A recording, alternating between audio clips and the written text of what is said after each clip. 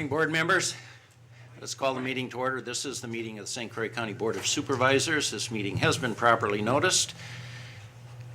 We have with us this morning Pastor Mike Evans, who is lead pastor of Faith Community Church in New Richmond. Mike, I'd invite you forward for our invocation. And as Mike is coming forward, all rise.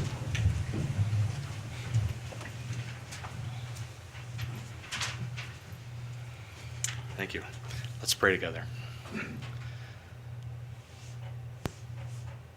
Father, we're grateful for your grace and mercy to us that gives us breath on this and every day that we live. I pray, Father, that you might work here today, that as these faithful men and women work to serve this county, that your priorities might find life here, that there would be people who find a quality of life here among us in St. Croix County that would honor you. And so I pray for these men and women, God, that as they discuss challenging issues, that you might give them a respect for each other that comes from you, that they would be honored because they're created in the image of God, that you'd give them a wisdom beyond their own, a capacity to think deeply about the impact of decisions they make on the lives of people who reside here. God, we thank you that you give us life and breath and safety even on cold mornings like this. And so we thank you, God, for the privilege of hearing your voice and knowing you. We pray these things in Jesus' name for his glory and for our good. Amen. Thank you. I invite you to remain standing and join me in the Pledge of Allegiance. I pledge allegiance to the flag of the United States of America and to the republic for which it stands, one nation under God, indivisible, with liberty and justice for all.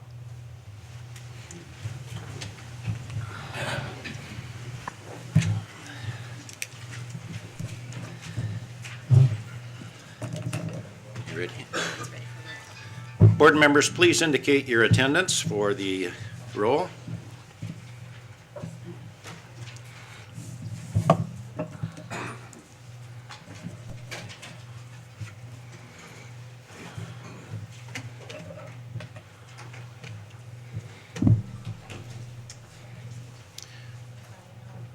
And we do have a quorum. And our meeting is in order. The consent agenda has been indicated for your prior review. The items contained on the consent agenda are the minutes from our last regular meeting, which was held on 5 November. It announces the date of our next meeting, which will be in March. It reminds you that we do not have a county board meeting, a legislative meeting during the month of February, so our next meeting will be for March, and there are no rezonings. Chair would entertain a motion on the consent agenda. Motion Peterson, second Hood. The question in front of us is approval of the consent agenda. Ready? Second, please. Sorry. Tim? Yep. Proceed to vote on the consent agenda.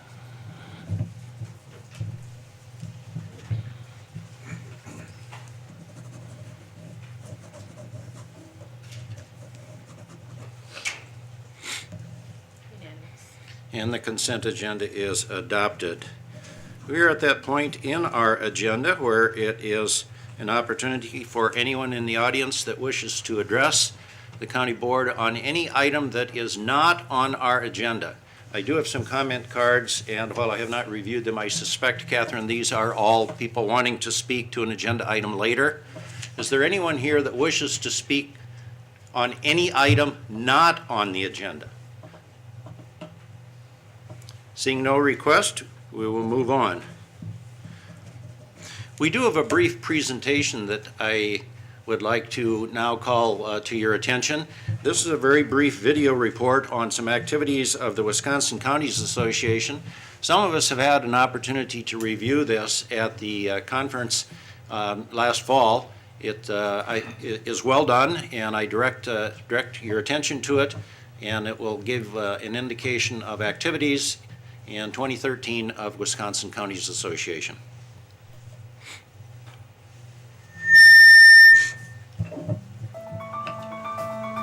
One voice One voice One voice can change a room. can change a room. can change a room. If one voice can change a room, then it can change a city.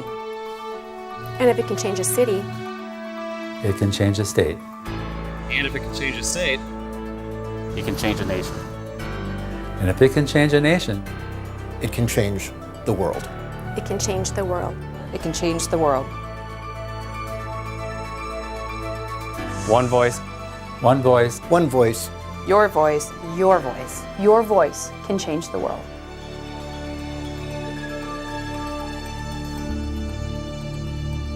Our mission at the Wisconsin Counties Association is to serve and represent counties.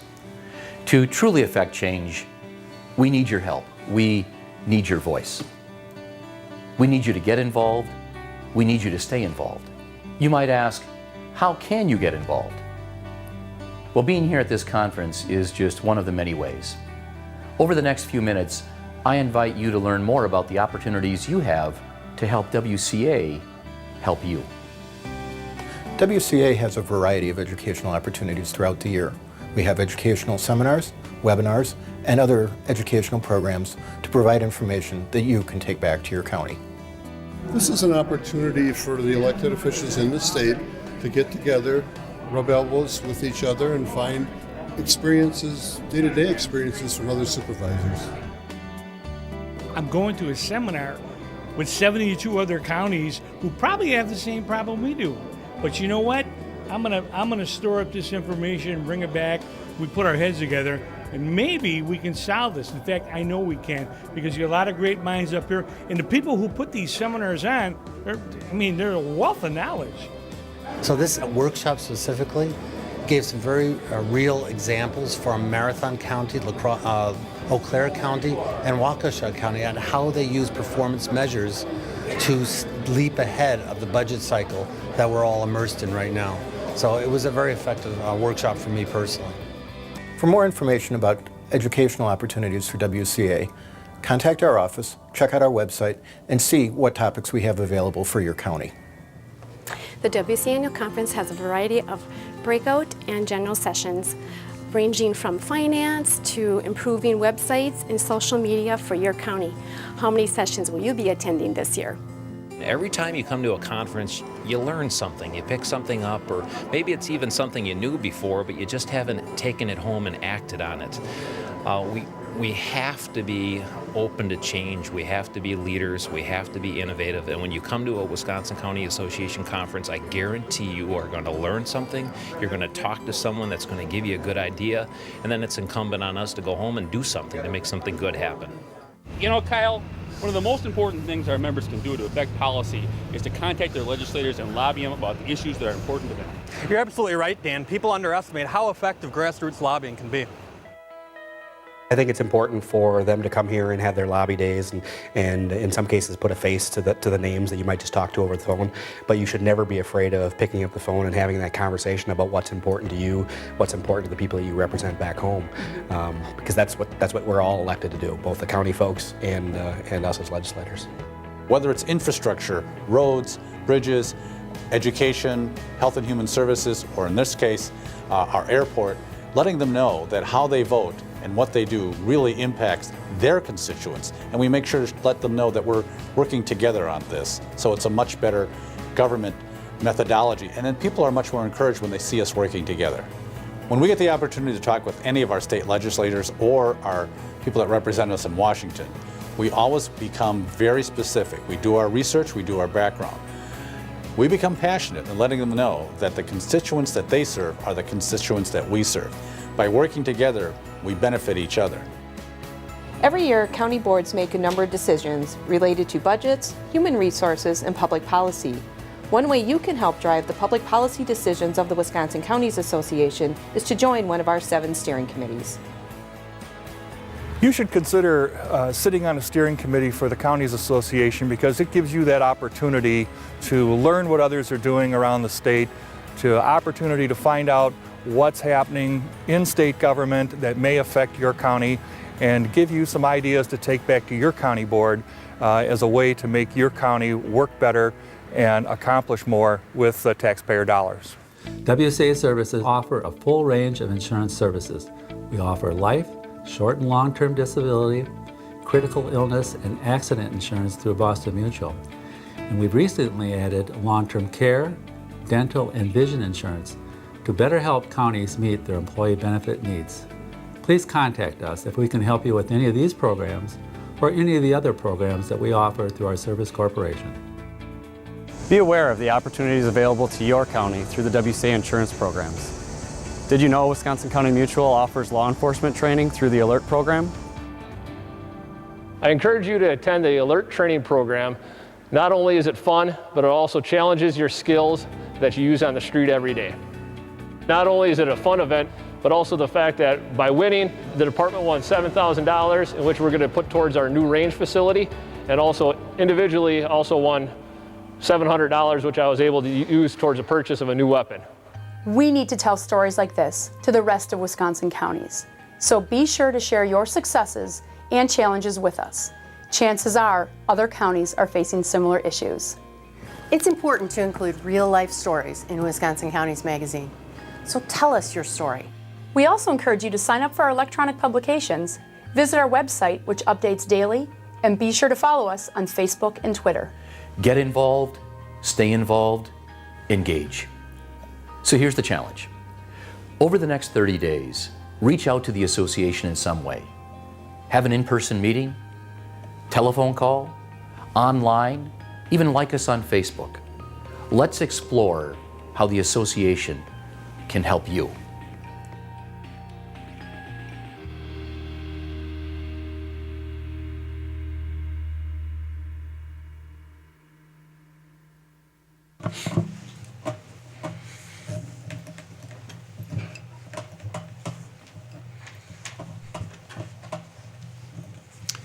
I hope you found that interesting and educational. There are a lot of things that go on with respect to WCA that are beneficial and sometimes below the radar of some of our members, but I think those that have attended the conferences in the past and have had some exposure to the breadth of help and assistance and information available are impressed with the support that we get from the WCA office and WCA staff. We have some appointments that are listed on your agenda and some appointments that will require board confirmation. We will take these individually. The first appointment is an administrator appointment. And Pat, do you want to say anything about the appointment to the Council on Aging and Disabilities? No, we're pleased to appoint George Zaski to the Council on Aging. I ask for your support for that appointment. Supervisor Osnes. Would you be under the any objection if we just take all these appointments and run them through all together? It's going to take just a few seconds longer, but I think it's appropriate that we do them individually. So the answer is yes. Motion to confirm the appointment of George Zesko would be in order. Motion from Kiesler and second from Schottner.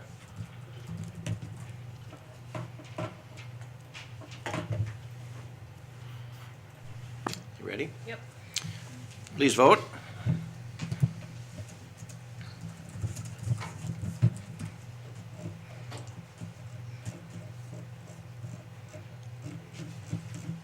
Dave Osnes.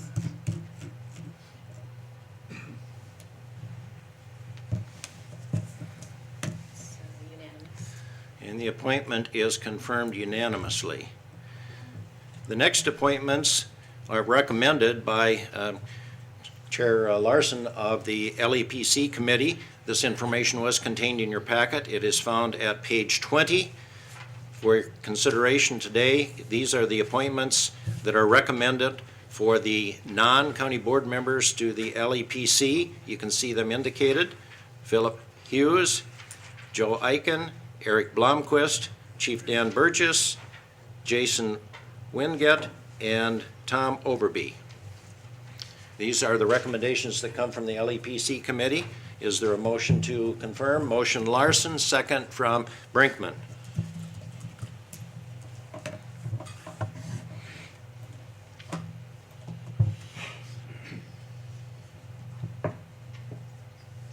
You ready?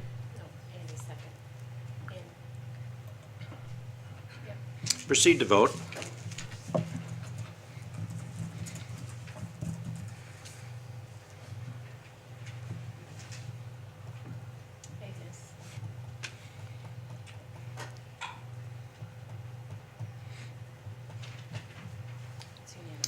And the appointments are made unanimously. Congratulations on that sterling effort, Mr. Larson.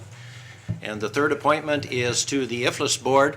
Mary Ellen Bew is currently serving in that position, and she was interested in reappointment. We are pleased to do that. She is serving as an excellent representative to the IFLIS Board. This is a 3-year appointment. Chair would entertain a motion to confirm Mary Ellen to another term. Motion from Russet and second from York.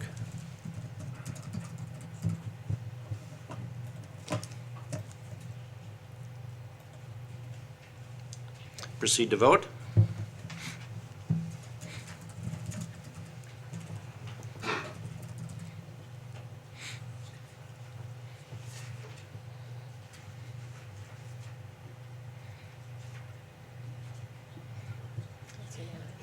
And this appointment also is made unanimously. Thank you, board members, for your patience in doing those individually. I direct your attention to a number of annual reports that are contained in your electronic packet. The fact that we do not have people come forward for verbal reports should not minimize the importance of the reports. There is a lot of work that is contained in the information, and I direct your attention to them. I would like to walk through them very briefly individually in the event there are any questions about any of them, but I commend them to you and ask if you have not already perused them and read them to please do so. The first annual report is from the Emergency Support Services. It is at page 22 in your electronic packet. Are there any questions concerning that annual report? The next one that is contained in your packet is at page 22. It is the Child Support Annual Report. Are there any questions with respect to child support?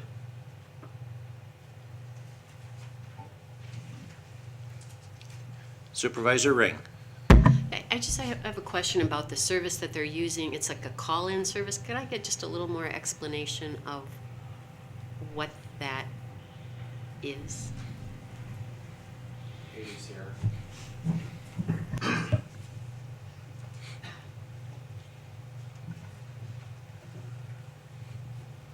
Good morning.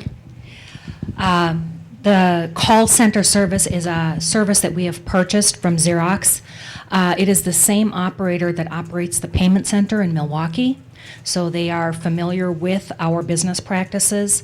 They share the same case management system that we do, and it launched on January 2nd successfully. They have call center staff that are available during our regular business hours to respond to routine customer questions. So they can answer questions about payments, they can generate documents to callers. I would say that probably upward of 60% of the calls are very routine and can be handled by this staff. And if it's something that staff internally need to respond to, they use our case management system to generate an alert to the assigned worker, and there are response alerts, meaning that the worker has to contact that individual and respond to them, or an action alert, meaning some action has to be taken on the case.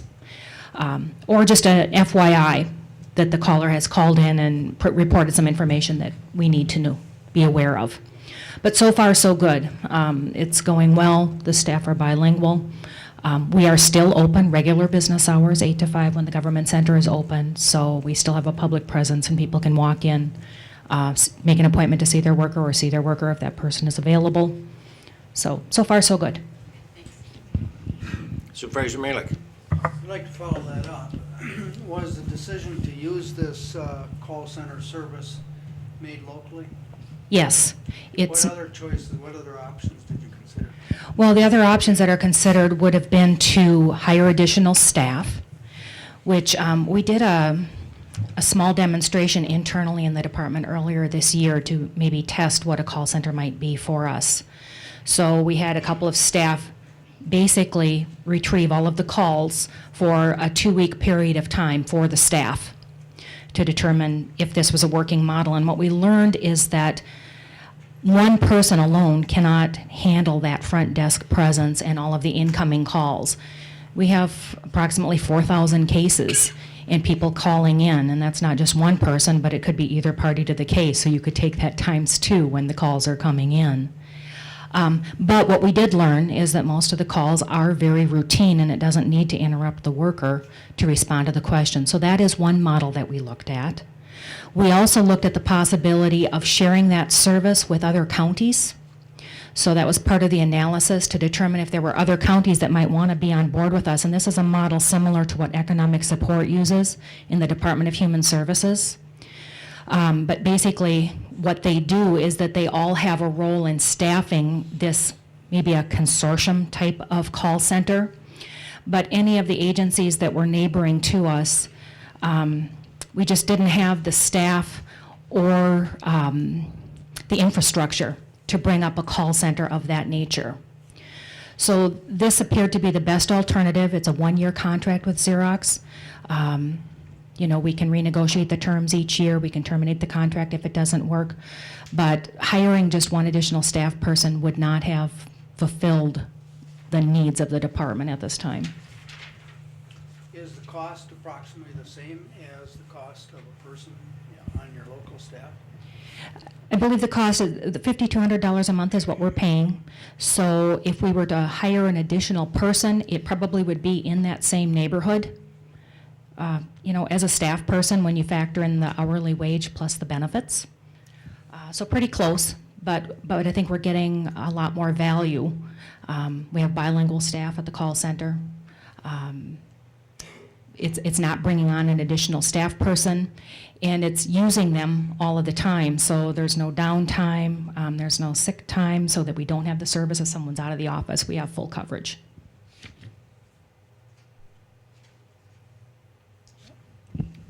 Thank you, Katie.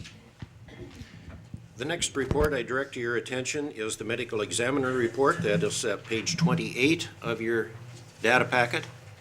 Are there any questions on the medical examiner report? The next one is the annual report from the district attorney, and that is found at page 30 of your data packet.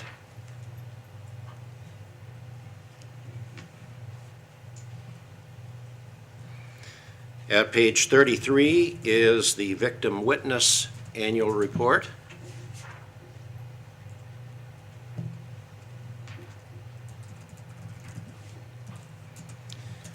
The 2013 Sheriff's Department annual report is at page 35. Any questions concerning the Sheriff's annual report?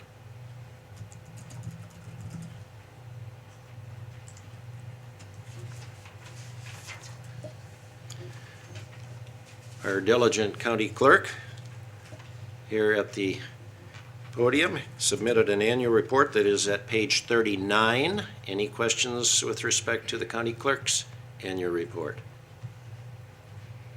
Supervisor Schachner.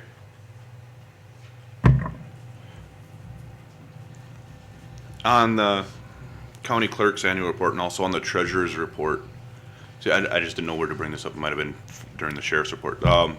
One of the issues that they both state is security. And can you be a little bit more specific on what you mean by what is the security concern for the county clerk's office?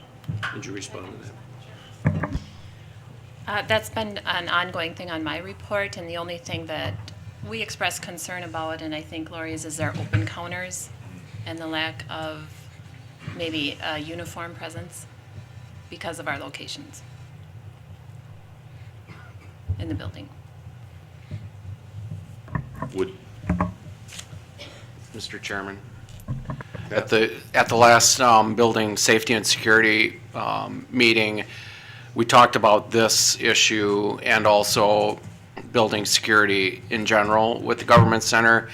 One of the tasks that I charged the committee with for development for the 2015 budget would be a reconfiguration of the front entrance to the facility, which has been an ongoing issue as well in terms of, security as we enter the government center.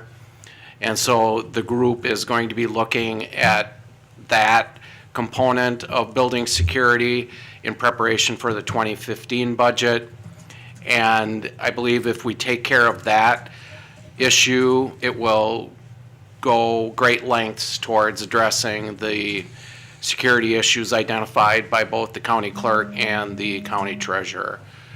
So we are addressing this issue, but we're doing it in a bigger picture rather than addressing just individually the clerk or treasurer. We're looking at building security in general as we enter the building.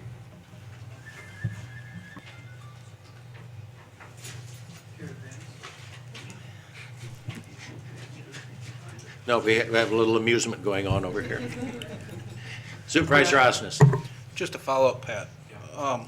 With that front entrance, was that dealt with the report that we got from the sheriff a few years back? He had done a security report for the building.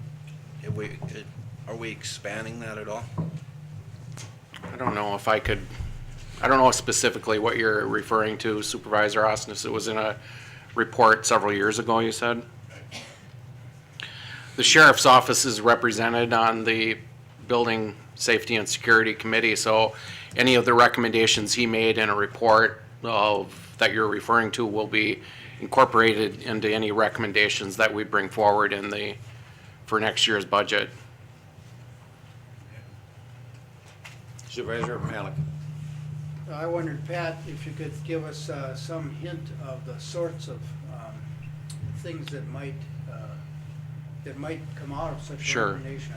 Sure. Evidently they're physical, like installed scanning equipment? Yes, scanning equipment at the front entrance, which will require manned or at least personnel to have a presence at the scanning equipment. It may require, we don't know, but it may require some reconfiguration of the front entrance to accommodate the equipment, but there's also some thinking that we may not have to do major renovation or reconstruction of the front entrance to accommodate both the equipment and the personnel that would go along with it. So, but that will develop as in 2014 in preparation for the 2015 budget. Would you consider facial scanning software connected to the cameras that are already there?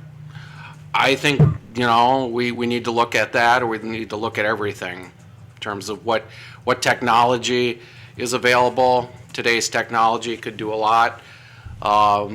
Within certain budgetary parameters, we'll look at that.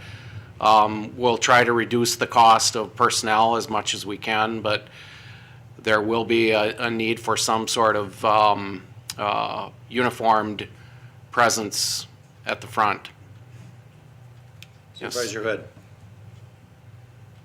Thank you. Has there been a problem?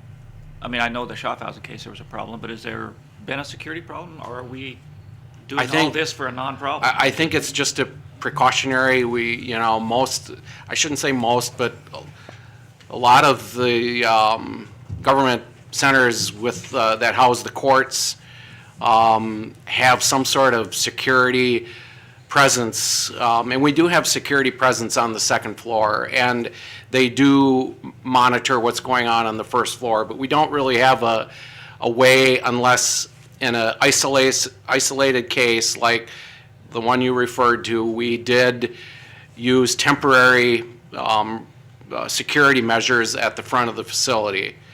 And as you recall, it was instrumental in addressing what could have been a pretty serious breach of security. The presence of the screening and the presence of the additional uniformed officers did prevent an incident during that trial. So it's a means of trying to protect both the public and the employees that work here to try to prevent a serious incident. Supervisor Yard. My concern would be keeping this facility a people-friendly, user-friendly facility rather than going to an airport and going through screening kind of on that basis. So has it been looked at maybe by just physical presence of law enforcement versus knowing that somebody was there watching all the time rather than all this screening? As I mean, are those types of things being looked at? And it's a balance. I don't think you want Fort Knox. I don't think you want the impression that all the offices are, that we've built up fortresses around the offices. We want to maintain open and transparency and openness. But we do have to provide security to some sort of screening mechanism to prevent weapons from entering the building, which has been an issue and I think will continue to be something that law enforcement needs to address. And so we need to make sure that they have the tools, the equipment, the resources that they need to do their jobs most effectively. And the sheriff's office and law enforcement will be a very valuable resource when it comes to making a recommendation to the county board as to what sort of law enforcement presence we have at the front entrance. We will defer to the sheriff and the sheriff's office when making a recommendation to the board. Supervisor Malik. I would encourage the committee to not assume that our present ban on weapons at the door being brought into the building, by citizens who are authorized, licensed, and so on, will remain in effect forever.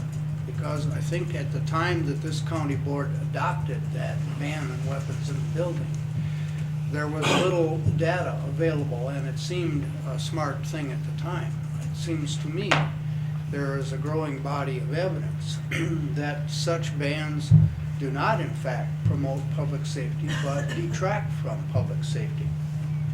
There is a respectable viewpoint, I think, that the best antidote to bad guys with guns is good guys with guns. I probably am not quoting that exactly, but I think you have the concept there. So I would suggest that the committee keep that in mind as possibly, instead of having to hire personnel as part of the sheriff's department, for instance, to provide security, possibly there's a role for citizens with their own personal weapons, the appropriate citizens, of course.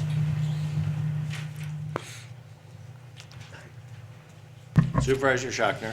I would then raise the question, why are we putting security on the shoulders of the citizenry for this building?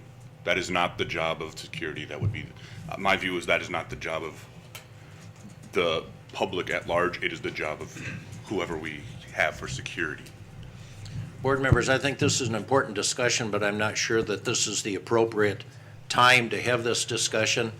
That is going to get aired at a later date at great length. But I'm afraid now we're going to wander into the weeds. Any other questions with respect to security or the county clerk's report? The final annual report that's submitted for your review and education is the report from the county treasurer. That is found at page 44 in your data packet. Any questions or observations with respect to the county treasurer's report? Again, board members, I direct all of those to your attention and commend the respective departments for the work and the detail that went into those reports. Thank you very much. And with that, we will turn it over to you, Administrator Thompson, for your annual report. Can I call it that? Annual report, monthly. Your monthly report? Yeah, first of all, we'll cover a brief review of the financials. I don't have an annual report, but would like to start by wishing you all a happy new year. 2013 was a good year, I believe, for St. Croix County. If you look back at what was all accomplished in 2013, good, bad, or indifferent, it's mostly all good. We got a lot done, but we're not going to rest on our laurels. We're going to keep moving forward into 2014. The issue that we just started talking about is an issue that needs to be addressed, and the group that has been put together will address it in preparation for next year's budget. But Mr. Chairman, I think 2013 was good, but now we're well into the new year, and I wanted to wish you all a happy new year as we begin here. The financial reports, 2013, if you have questions, looks pretty good. The departments uniformly have stayed within budget. There are a few blips, but nothing major. Most departments have really diligently worked to stay within the budgets that were approved and defined by the board for 2013. I believe 2014's budget is tight. You all know that as we approved the budget last November, tried to keep the property tax level flat. We actually reduced the tax levy for the nursing home to approximately $50,000 to $60,000, reducing it from $330,000 the prior year. So we are trying to keep the property tax level for all departments down, and that was a significant accomplishment by the board in setting the 2014 budget. We almost have a flat levy for the nursing home. That being said, it's a tight budget. We are moving into a contracted food service provider in 2014. The transition has gone fairly well. There have been a couple bumps that we're working through in terms of specialty needs for each of our patients, but the new food service provider, I can happily report, is doing a good job in meeting the needs of our residents at the nursing home. But that was a significant cost savings in the 2014 budget. But we will continue to monitor that, work with our staff at the nursing home, work with the residents to make sure that their dietary needs are being met. Tabitha, did you have any, or are there any questions at all on the financials? Tabitha's here if you have specific questions that I can't address. Supervisor Ossos. Just a couple, 2, 3, I guess, to start with. Under pay for performance, under expenses, it's listed that we have an expense of $25,559,000. And at our November meeting, we were told that we paid out all but $130,000. Is that correct? I'll let Tabitha address specifics, I apologize for not getting back to No, you. it's fine. What we're doing is we're gonna do a journal entry. All the expenses for pay for performance were reflected in each department's budget, so we need to move the $400,000 over to each department. We don't pay out salaries out of that pay for performance line, but we do track it out of that line. So that's gonna be something new we're gonna do in 2014, correct? Correct. That's how we've done it. The expenses always show up in the department's budget because that's where their wages, their salary, and their fringes are recorded for reimbursement purposes. We track the pay performance. The $25,000 is the direct payouts. that have occurred, but if you get a step increase, we don't code that to pay for performance. You earn that point going forward. So if I'm a finance staff or child support staff, my department has that expense. I need to move the dollars to that department. So if you'll, go ahead. you'll see some budgeted numbers change when we make that journal entry. And that'll come through in a monthly report to each committee then, correct? Correct, yes. Okay. We have to finish calculating the year had to occur so we could calculate all the hours and then account for everything. Okay. And then under contingency fund, we budgeted for 150,000, and we've only spent 8,300. Is that correct? That's correct. And what we're monitoring is potentially having to go into contingency for some of our trial expenses. But again, trying to make sure where all the departments are going to shake out for the entire year. If there's dollars in an area, then we would go after that before we'd tap into contingency. So closely monitoring where all the departments are coming in for the year. So if we come up short to the 150, are we going to carry that over to next year in addition to what we've already budgeted? It'll remain in the contingency fund, yes. So that'd be above the 200 or whatever it was that we Correct. budgeted. Okay. I don't anticipate us being short in contingency.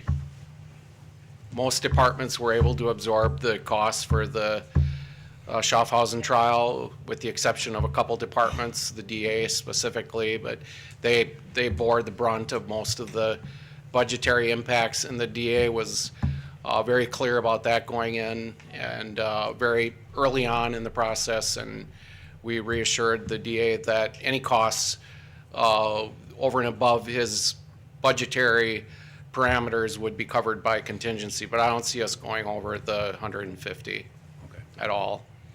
And all of those departments did a super job with their budgeting regarding that trial. Like, my hats are off to them. Jumping down to capital bonding, the 219,000, when did we spend that on? And was that from 2010 bonding? That's what was left over from that. That was the final, yep, the 2010 bond was due in April of 13, so that was the final payment on that bond, and that bond was fully expended by its date.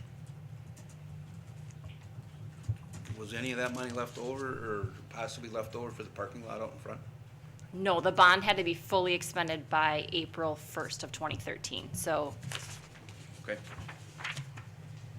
And then my other quick question on page 50, back on the capital projects, facility maintenance,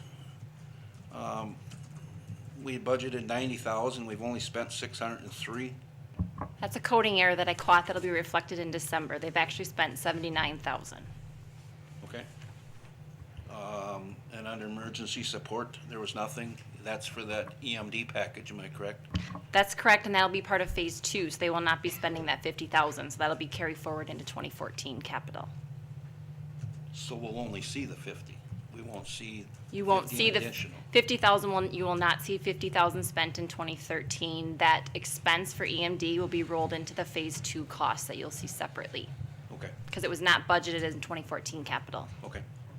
And then under government renovations, that was that 340,000 we carried over from 2012 to 2013, right? No, we budgeted 340,000 in 2013 for renovation expenses. And we've been closely monitoring that Okay. And for our of the 100 expenses. and of the 190,000, that's strictly for this building, correct? Correct. That is government center renovations only. Okay. And this is only the expenses through November. Right. Do we expect to be going over on that? No, close to fully spent, but not over. Okay. And then the software for HHS, I'm assuming that's the record keeping, electronic record keeping? Correct. Medical records, yes. Okay, great, thank you. Supervisor York. Just one question on any line item where there's a surplus, and you've made some comments already, you carry it over or do whatever, I guess I'm just curious as to that stance and position of if there's quite a bit of surplus, I mean, how does that affect the next budgetary year and other things? Does it go into the general fund? Where does that money go, if I may ask? I'm being widespread on my question here because I know you want specifics and I can't give them to you, but I'm just saying, hey, if you got 10 areas where there's surplus, how is that being applied? It depends on the fund. So anything in general fund, Fund 100, which is the mass majority of your financial report, remains in general fund. And as long as we have to do an analysis of the funds to make sure they're unrestricted. If they're unrestricted, then they go to general fund unrestricted. Contingency is a separate fund. Our sales tax is a separate fund. Health and Human Services is a separate fund.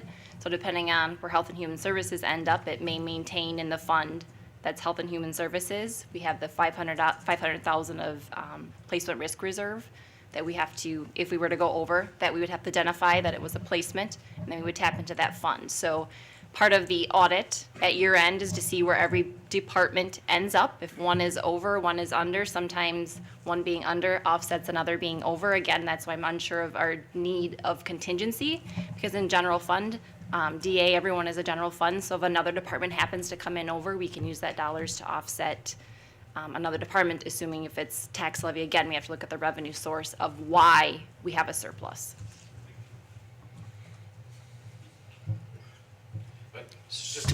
Just to clarify, not that you need any clarification because you answered it brilliantly, but general fund dollars that are left in budgets, Supervisor York, go back to the general fund. They don't carry over into that department's budget for the next year.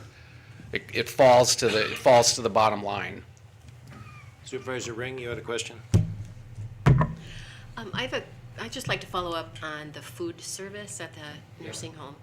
And there was major savings, over $100,000. Yes.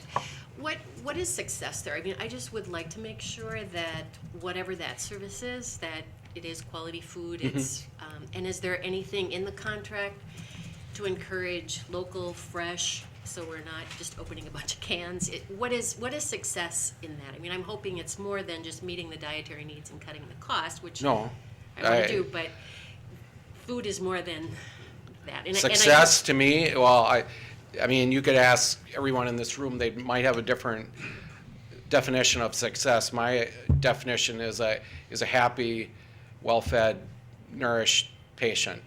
That if someone comes to the nursing home and we have a 5-star facility, that a big part of that is the nutritional needs of the patients. And so that if we maintain our 5-star rating, we maintain a good census, and people are happy and well-nourished, I think that is, that to me is how I would define success. And I think the contract has certain provisions, I don't have it in front of me, that try to define, it's pretty clear what needs need to be met. Now, it's those little finer points, like, I was told one of the patients likes 5 prunes every morning, and they didn't get their 5 prunes. And so we have to make sure, and one patient likes 4 pieces of peanut butter toast in the morning. They didn't get their peanut butter toast because it wasn't charted by the staff that left. It wasn't charted. So those little individual needs of our patients, those are the little things that we need to make sure that we're addressing. I think overall, generally speaking, the food is going to be very, very good, and the Avian's food service provider has a proven track record, not only of providing food for St. Croix County in our facility, but also in neighboring counties in nursing homes, along with nutritional sites that they provide food for. So this is a proven food service provider for senior citizens, and I think they'll do a fine job. This is the little things. Well, I would encourage just looking at fresh, local. We have a lot of local, I mean, there's a big trend in institutional food. They can do a lot to use local food. So I'm happy to hear we're trying to meet those needs. So there is a feedback loop on the. There is a feedback loop. There is a resident council that we get regular feedback from the residents to staff. Thanks. Yep. And I encourage any of you that are out at the facility to stop in. I haven't yet, but I plan to stop in and have a meal. And I encourage any of you, go out there and just let Sandy know, and she'd be happy to accommodate you, and you could sit down and have a meal. breakfast, lunch, or dinner and try it out yourself.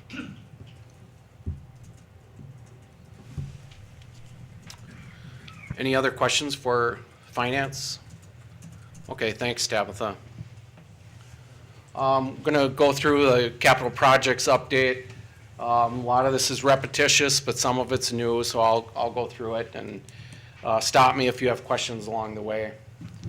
The 911 project is well underway. The targeted completion date of February 6th for the 911 expansion is on track.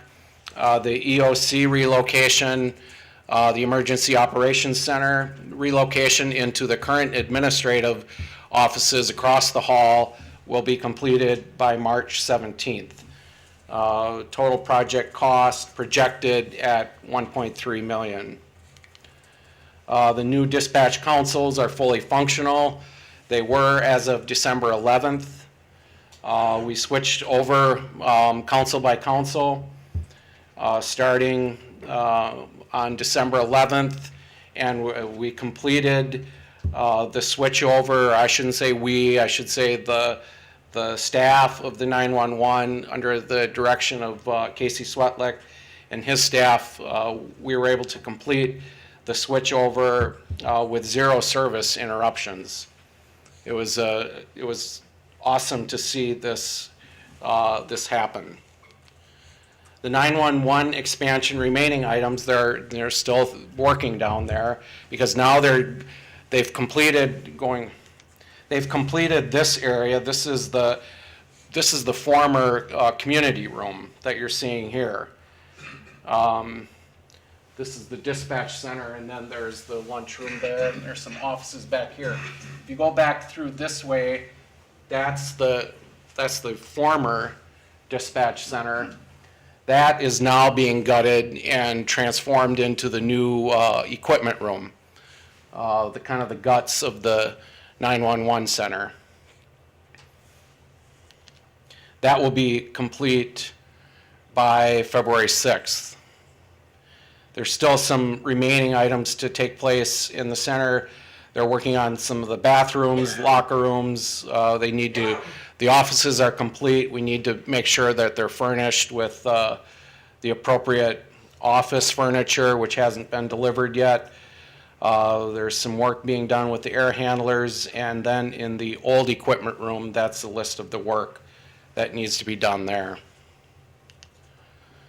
If you look at this picture, this is the new 911 center, the lunchroom, some offices.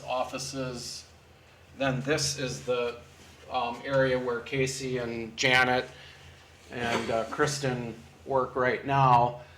Those employees will be relocated into the new area, and this area will become the new Emergency Operations Center. That should be complete by March 17th. The staff is going to schedule an open house in the center.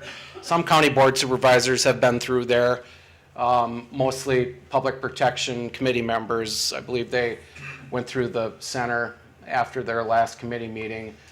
So it is open, but formally we'll have open house, kind of a ribbon breaking in April, and it should be all complete by then.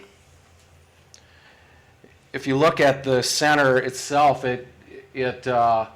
before the equipment was moved in, it looked like a huge room, and now we've got the consoles in there, and they take up quite a bit of space. But it is good space, and the few times that I've been down there, I was down there this morning early, and the dispatchers are really pleased, and they just have a much better work environment to do a very important job. They went from 440 square feet to a little over 1,000 square feet, and then including the break room, a little more. But it's just it's a better working environment, much better for these employees. The consolidation study is nearing completion. the final feasibility study report will be presented to the county board on February 12th. We do have a committee of the whole meeting scheduled for that date, so please get that into your calendars for February 12th at 9 a.m. We'll have this agenda item on and then possibly one other, but we'll try to keep it to those two items so that we have enough time to plow through this report, and the consultant that worked on it will be here as well. Switching gears a little bit, the relocation of the Health and Human Service project is also not well underway in construction, but it is fully designed. The bids are out, and the bids are due today. There will be a bid opening at 2 p.m. this afternoon. There will not be an award of bids made today. The architect, engineer, consultant Hoffman Construction will take the bids today and qualify them, make sure he'll do their due diligence to make sure that the contractors that are bidding are qualified and that they can meet the requirements of the project. The project award then is scheduled for the 17th of January and beginning construction immediately after that.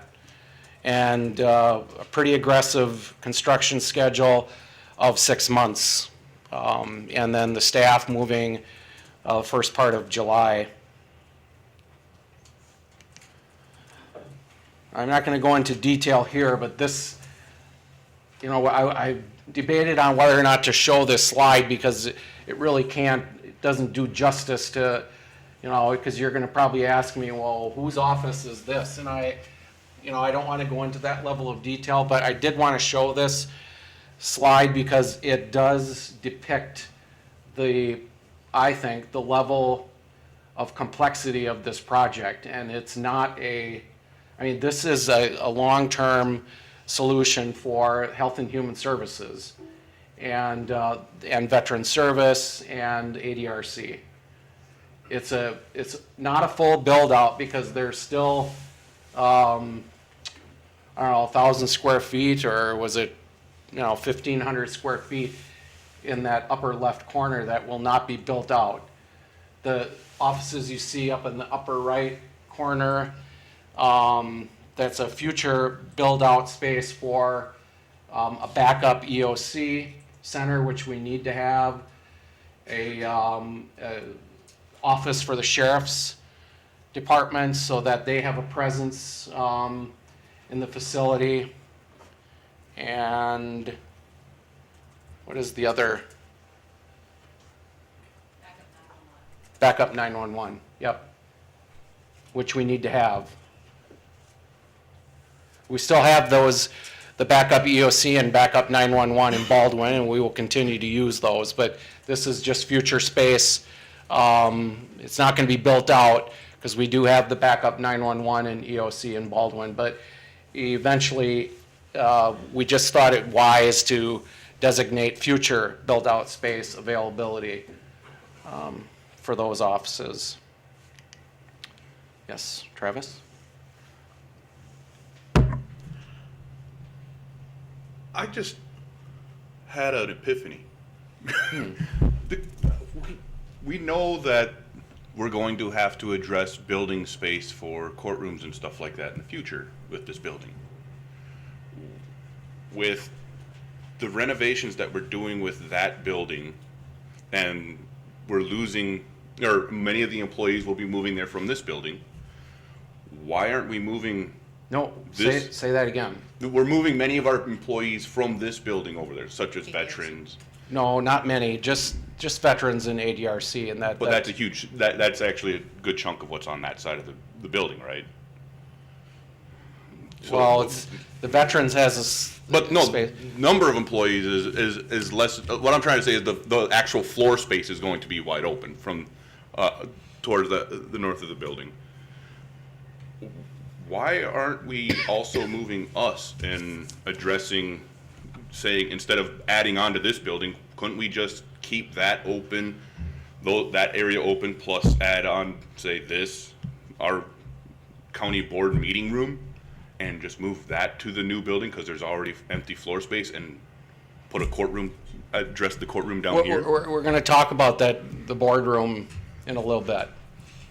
So maybe, let's come back to that. Could that have been an option in this build out, is instead of planning on 10 years down the road where we're going to have to add on, if we keep the current build out as it is right now for this building, we have to add on in order to expand the courtrooms. As far as I understand, how else are we going to be able to add another courtroom to this building? Let's circle back. Okay. Let's circle back. I was looking on. You said, "Oh, we have all this build out space," and I was like, "Wait a minute, we could create more space." Yeah. It was just, like I said, it was just a weird question that I was top of my head. It's a good epiphany. Let's circle back.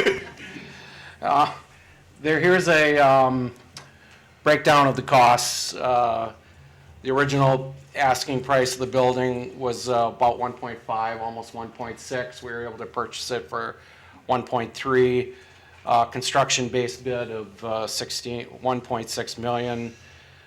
Furniture purchased under state contract, which is bid out with an additional 4% discount. The IT, security, the move, and some miscellaneous costs. Project management fees, well, 3.9 million. There are a little over 1 million alternates, about 12 alternates that will be considered. They will have separate bids or costs associated with each. A little over 5 million or half of million of alternate bids, which would be considered.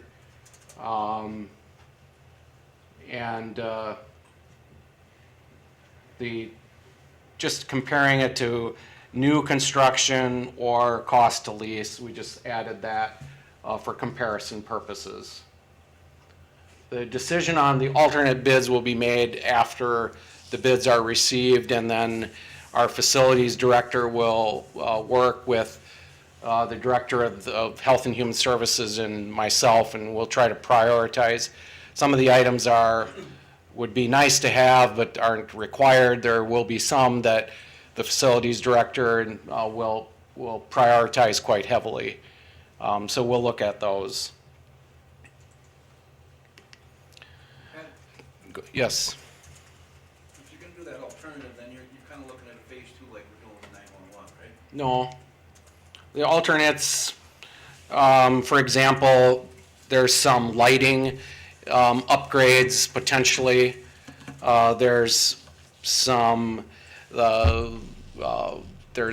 one alternate is for some sliding doors versus doors that open this way that would create more space in some of those hallways.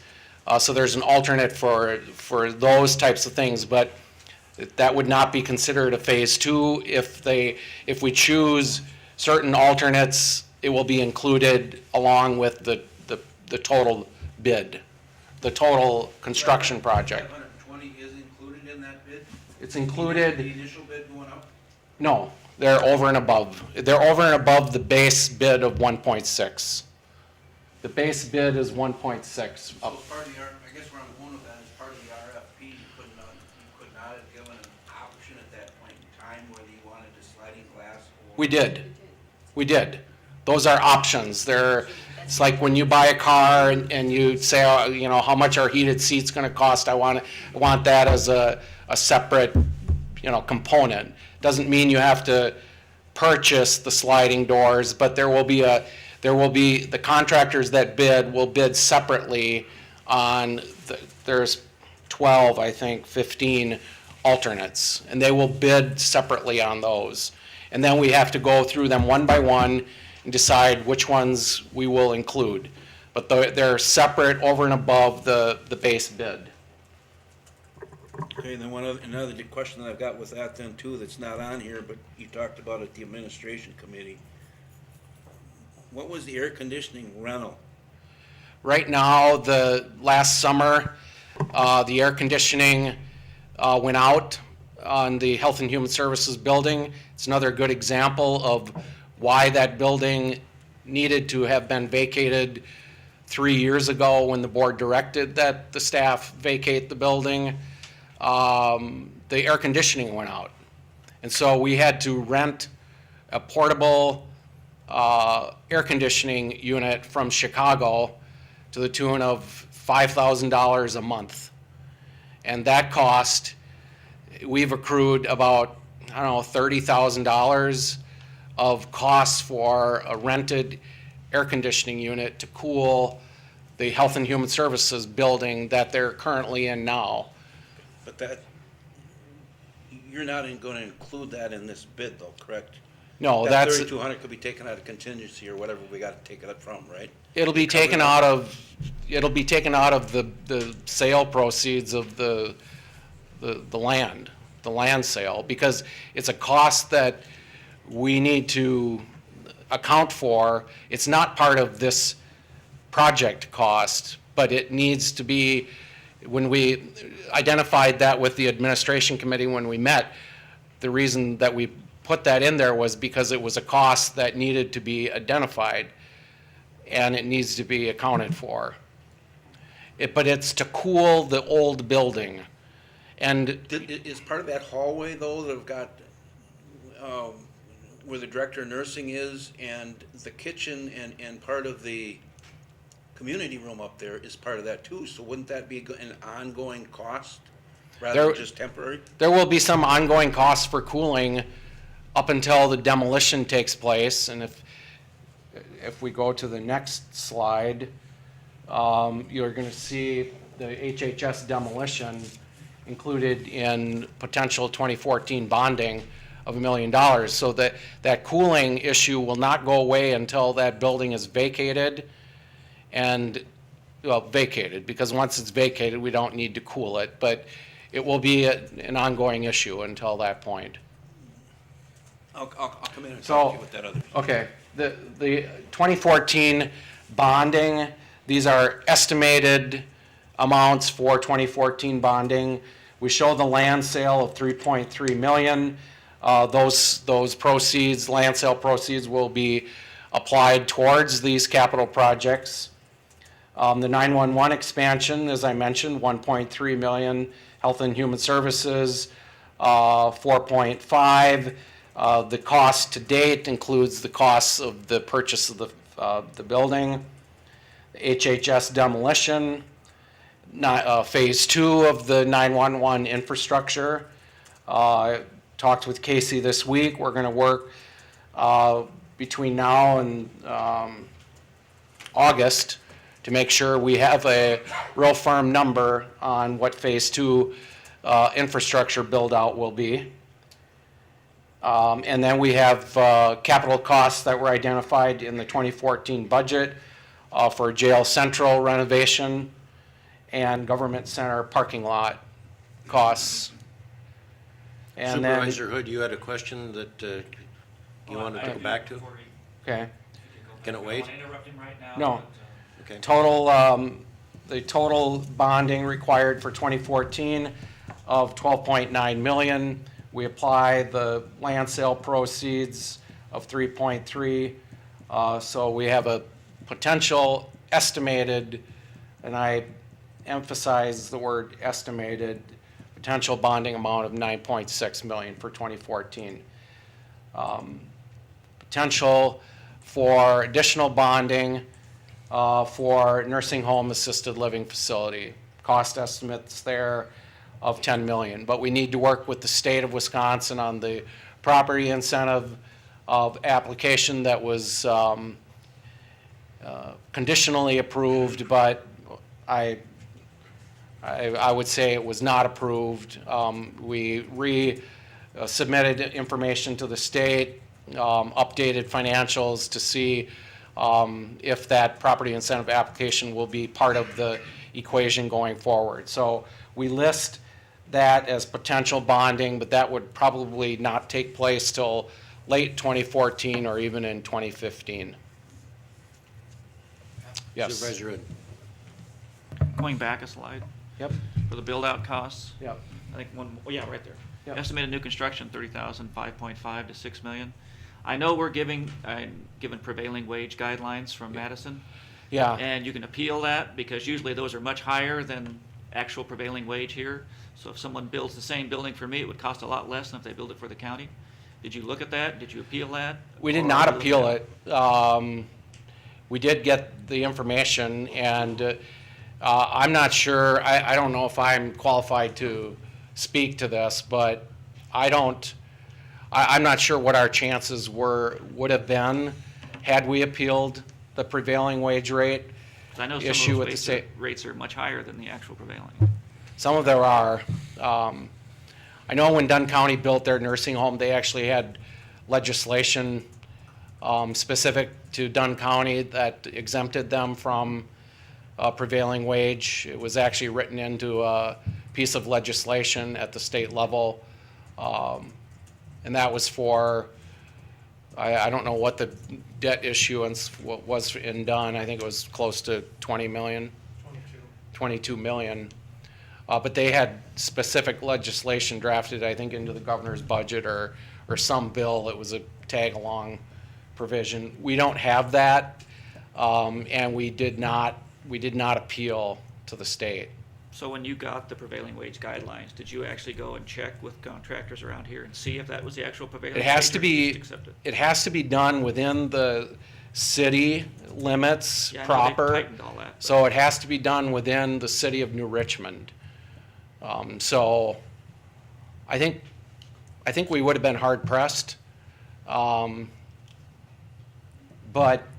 if we choose to build and construct a new nursing home, we might want to pursue an angle that Dunn County pursued in terms of enabling legislation that would exempt St. Croix County from that for that building project. Yes, sir. On the same page, I just have a question on the construction alternates. Yes. Who decides between this will work or this would be nice?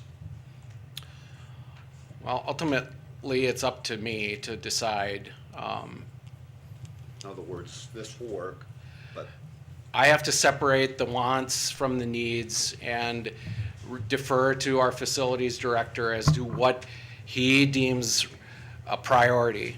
Some of these are, the issue of the sliding doors. I'm not sure if those are required. Certainly, we could probably get by with the swinging doors, but in certain instances, certain applications, in certain locations, a sliding door would be probably more appropriate.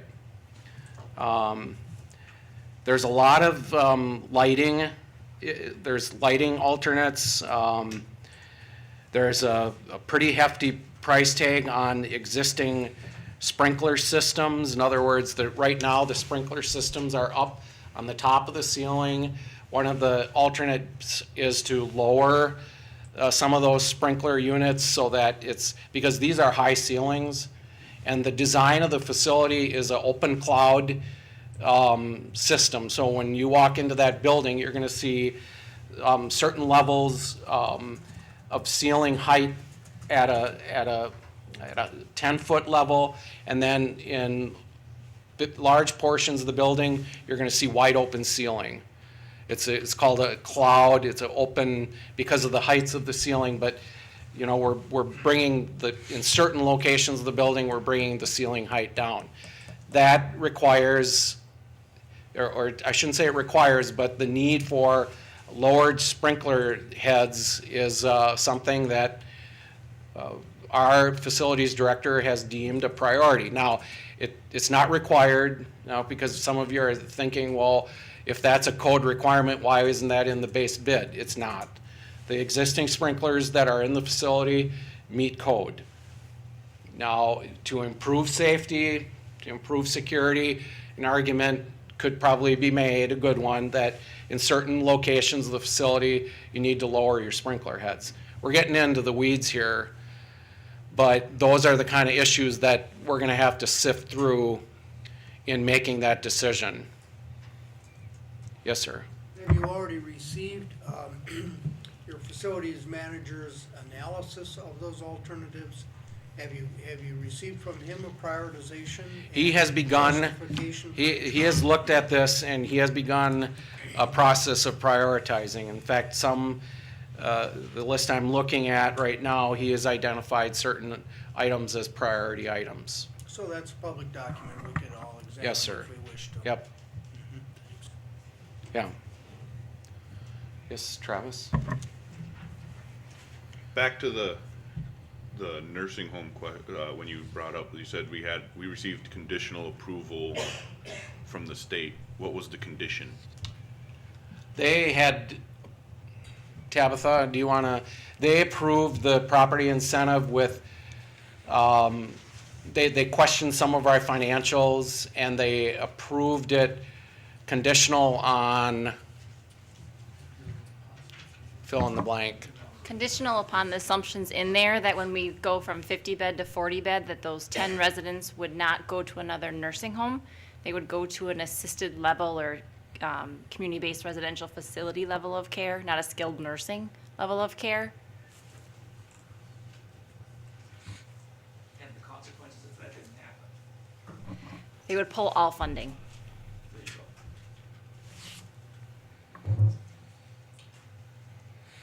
Okay.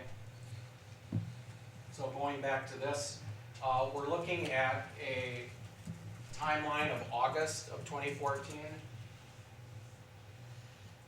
We have some timing challenges because of the varied nature of the projects, of the list of projects that I identified.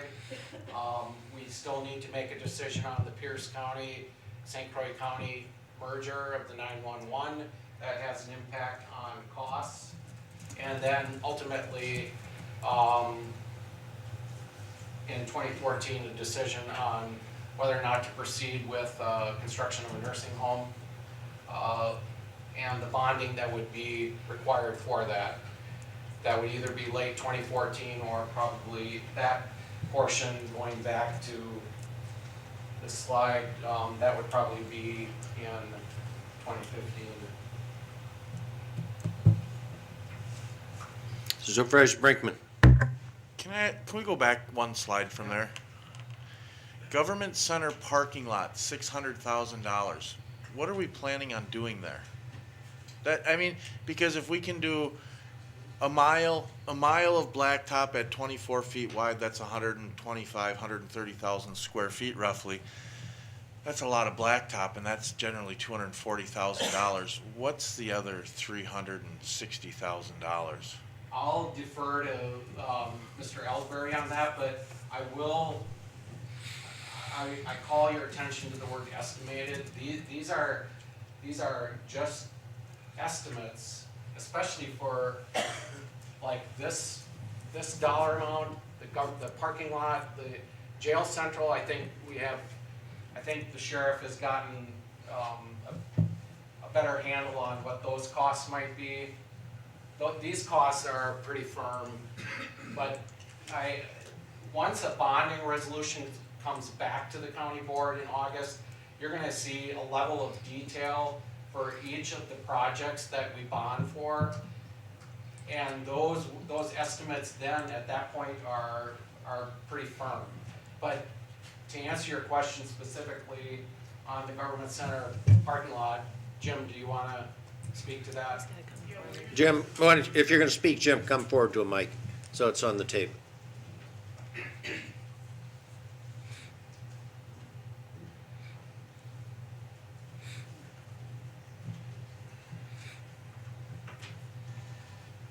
This is Mr. Ellsbury.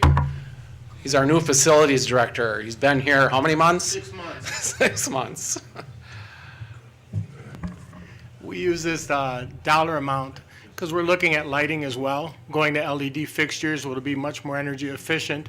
The other problem is a lot of the columns are showing wear, and we've got to look at the integrity of the posts that hold them up, as well as possibly adding some additional cameras for security to campus. And so when we do this, when everything's torn up, it's an obvious time to address any wiring issues or any kind of upgrades. Focus on Energy would allow us to do the upgrades for the LED lighting, and we get money back. So it's not just asphalt, so it's doing the whole parking lot. And that's why the number's there.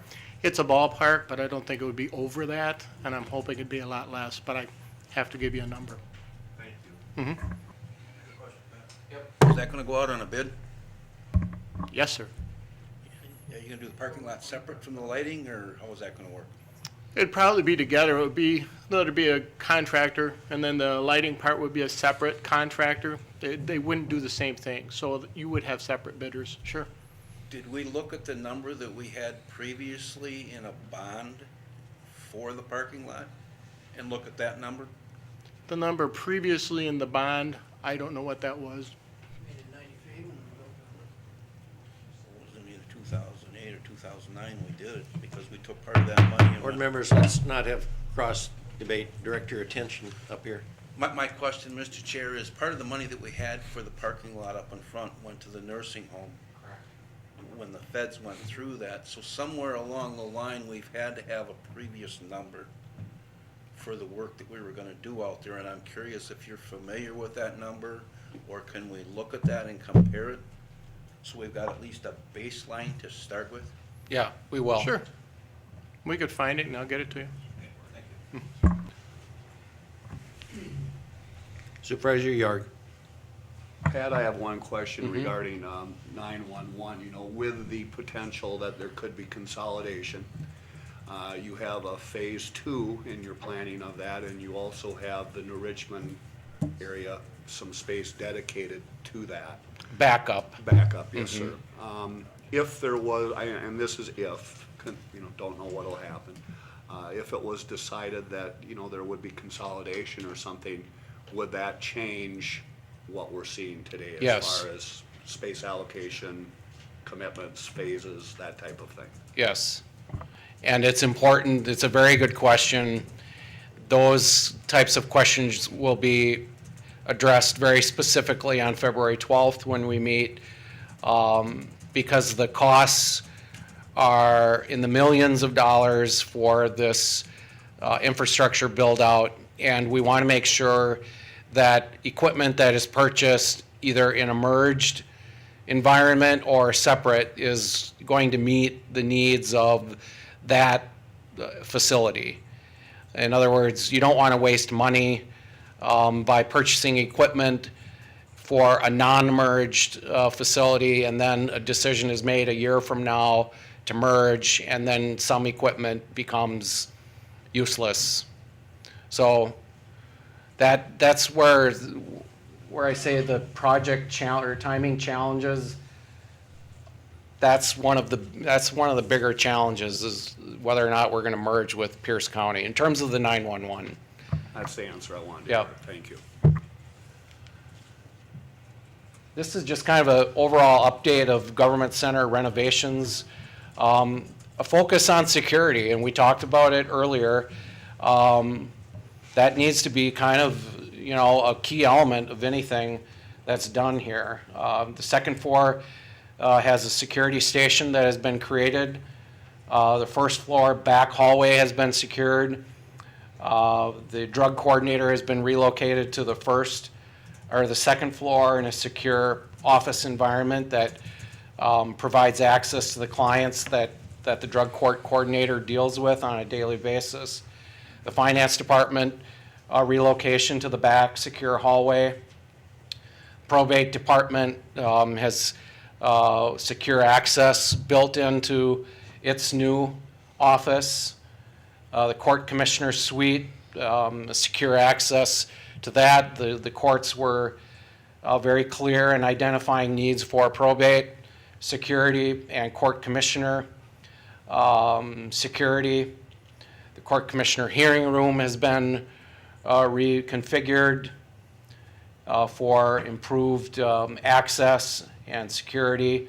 The medical examiner's office has been relocated from a back hallway in the sheriff's complex to an area in the facilities department, providing secure access to her and her staff and the clients that she has to deal with.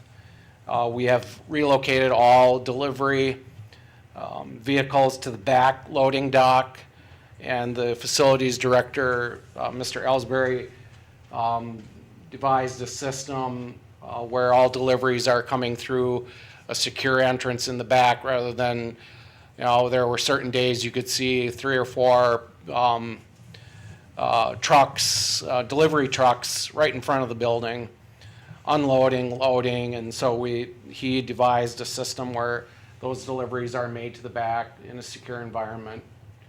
And the county boardroom seating and AV, which we'll talk about a little bit. This is a diagram showing the new county boardroom renovation, new multi-purpose room. Some of that has begun. If you notice, that back row is gone. We did a little survey with the county board.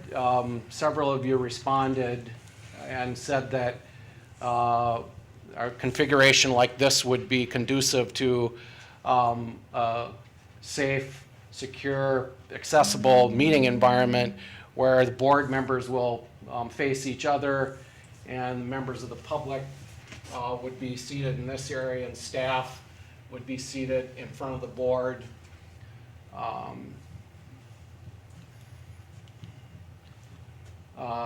The equipment in the facility in this room has reached end of life, and we're looking at replacement of the broadcasting equipment that's in this back room. These meetings are televised to the public, and the equipment that is, and the cameras being used to do that have reached end of life. All the cameras right now are not tied into law enforcement, which they will be. We'll be looking at a replacement of the sound system. We demoed a couple different sound systems, and there were a couple board members that sat through that demo.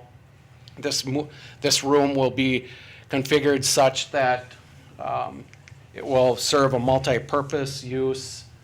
The front table, it'll all be on one level, but the front table where the chair and the vice chair and the staff will be permanent, but these tables, the side tables, will be movable. And so the room will take on a much different feel. It will be open and it will be multi-purpose in nature in terms of its use. Yes. When you brought this to the admin committee, I asked you if this was a done deal or if you were looking for some input from the board. We gave you some input. It looks like it's a done deal. In terms of, is it going to come to us with, do we want to change the carpet? Do we want to use these chairs or the other chairs? You gave us costs on that. Now I see large staff training versus renting at WITC. I don't see numbers attached to any of this. I don't see needs assessment. I see that we're going to go ahead and do this, but I don't see any numbers on what it's going to cost or why. What equipment are we keeping? How much is it going to cost for the audio visual? Can't we just wire up these mics to the speakers back there so people can hear better?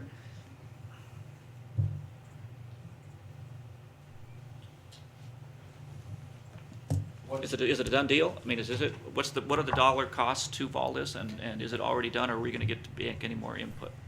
Well, we did take your input, and if the board wants to weigh in on this and decide one way or the other, that's I would see this as more of an operational issue, a budgeted issue that the dollars have been set aside in the 2013 and 2014 budget to take care of some issues in the government center. And this room, in terms of its configuration and use, is limited. The equipment that is in the facility to provide cameras and AV and sound is at end of life.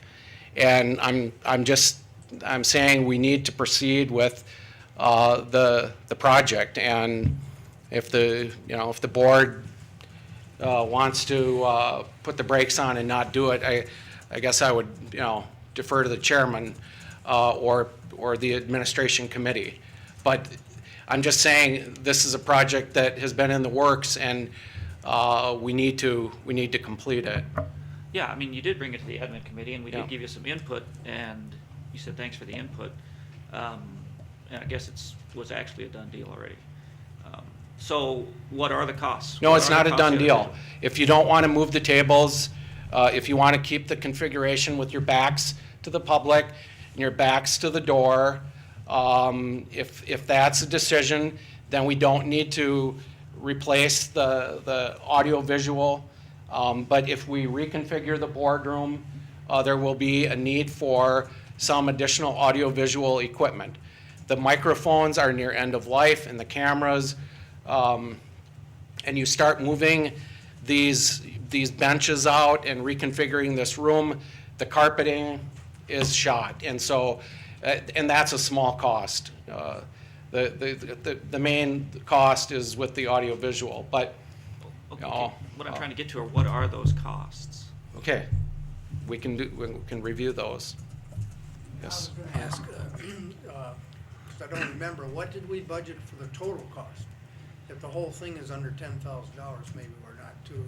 No, it's, getting the total budget for government center renovations was, I'm not sure what, 300? 340. But for this room, what's that? Wasn't a line item. Oh, Right. well, then I share Supervisor Hood's concern. I guess I'd like to know more about the pieces. You're planning to do it with in-house staff, I think, primarily? Some of the work will be done with in-house staff, but the audio visual and the technical work will not be. Some of the construction will be, but, you know, it depends on the abilities of our in-house staff and what they can do. So you'll be, some of this, you'll be preparing RFPs and such like that? Yeah, there will be RFPs for the audio visual and the technical and any of the construction work that needs to be done, but there's very little construction work that needs to be done in the room. It's mostly just removing the benches. But, you know, getting back to Supervisor Hood's question, if the board deems that this is the configuration that you want to maintain in this room, that Well, my we can do reaction, that, and I speak, you know, not only as county board supervisor, but as the chair of the Board of Adjustment, and I did send you comments because meeting room configuration can have a lot to do with successful dynamics of a group like the Board of Adjustment, which is quasi-judicial in its function, you know. And it's not that we're gonna build courtrooms for the Board of Adjustment, but we need something that's in between a plain, bare, flat, community-type room and a court structure. You all understand that. So I'm interested to some extent in the details. And if you're not about to send those RFPs out next week or begin the destruction with the in-house staff next week, then there ought to be enough time for some of us to come in and meet with you. Sure. And get a little bit into the details. Mhm. Could we, I would for welcome instance, set up a meeting next week or the like? I'd welcome that.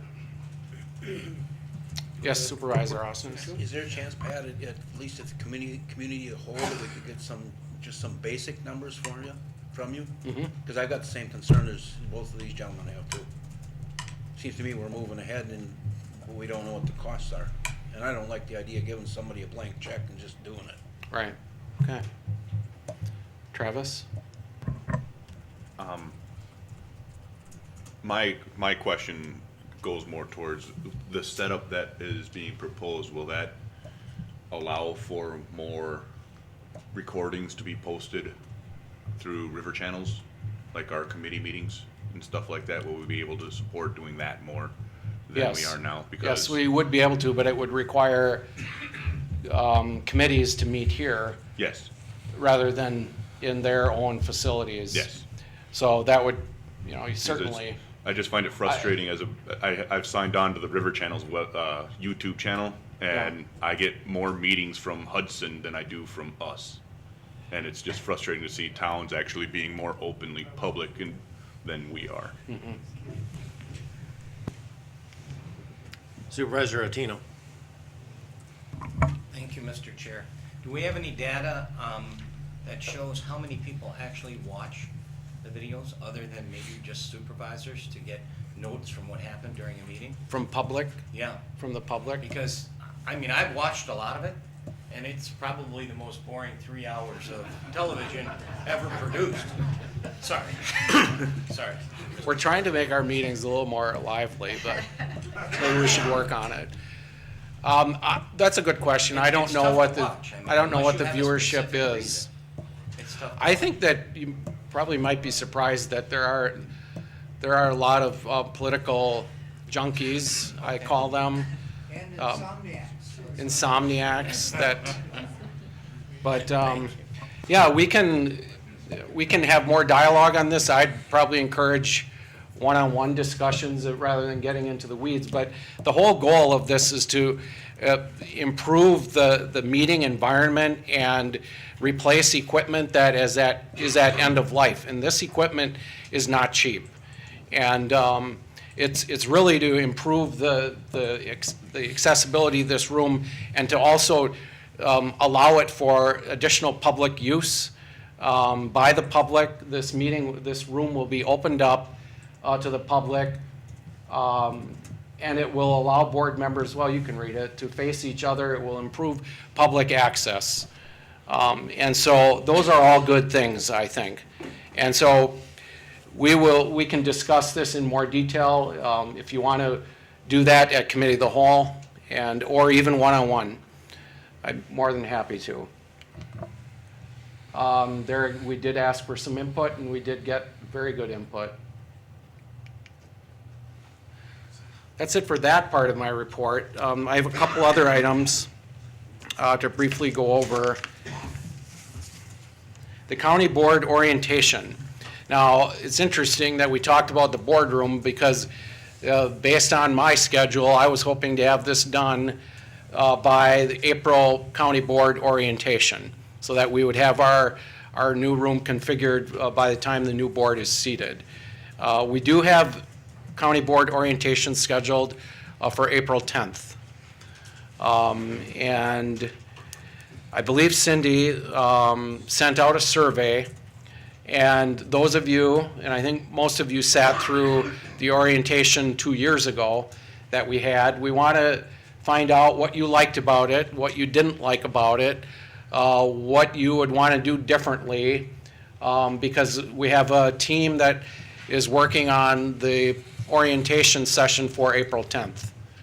We're going to start at 5 o'clock in the evening like we did 2 years ago, and go till about 8:30 in the evening. We'll go through, staff will present some items, but we want to get your feedback. If you remember back that far, your input is very valuable as to, we don't want to do things that the board didn't think worked.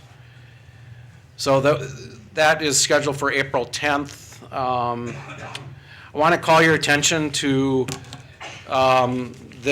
these items. This is in your it was at your desk. These are new gateway maps of St. Croix County, recreational maps. Ellen Denzer's department was instrumental in putting this together, and it's the first reprinting of this map since 1990. And it's a big improvement. Amanda Engelsether, the senior planner, and Bill Blake, who is our GIS specialist, worked on this. This is really St. Croix County doesn't do a lot in terms of tourism and promotion for its recreational. St. Croix County is really a recreational jewel, and this is a good piece for the public. And we printed 5,000 copies of the map. It came in under budget, all that good stuff. And if you notice, there's a lot of use of QR codes, which is quick response codes, and people can zap it with their iPhone, and it pulls up all sorts of neat information. It's those little boxes on the map. It's kind of a neat feature. So take those with you. I did mention the February 12th Committee of the Whole meeting. We'll start at 9 a.m. I did talk briefly about the nursing home. I wanted to update the board on the new food service provider, so we already talked about that. And then lastly, we talk about the employees of St. Croix County and all the good things that they do. Well, I just wanted to let the board know that St. Croix County employees really take the United Way fund drive really seriously. And we set a goal this year of $7,500 to raise with our employees, and we surpassed that goal. We actually collected for the total campaign $7,700. And so recently the county received a plaque, a certificate of appreciation. I'm going to present this, and I didn't tell her I was going to do this, to Tammy Funk in our HR department, because her department coordinates the United Way Fund Drive. And it was really cool because it was like the day before the deadline, and we were, I don't know the exact number, but we were a couple $100 short of our goal. And the employees, Brad Beckman, he's a cool guy, he works for the county, he kind of spearheaded a last minute push to get the contributions over a certain level and reach our goal, and we made it. So Tammy, I want to present this to you in terms of your work, your department's work, but really this is an award for the entire workforce. This is for the employees of St. Croix County for not only achieving our United Way goal, but exceeding it. So come on up, Tammy. What's that? I didn't tell you, I was. But thank you for your work. Appreciate it.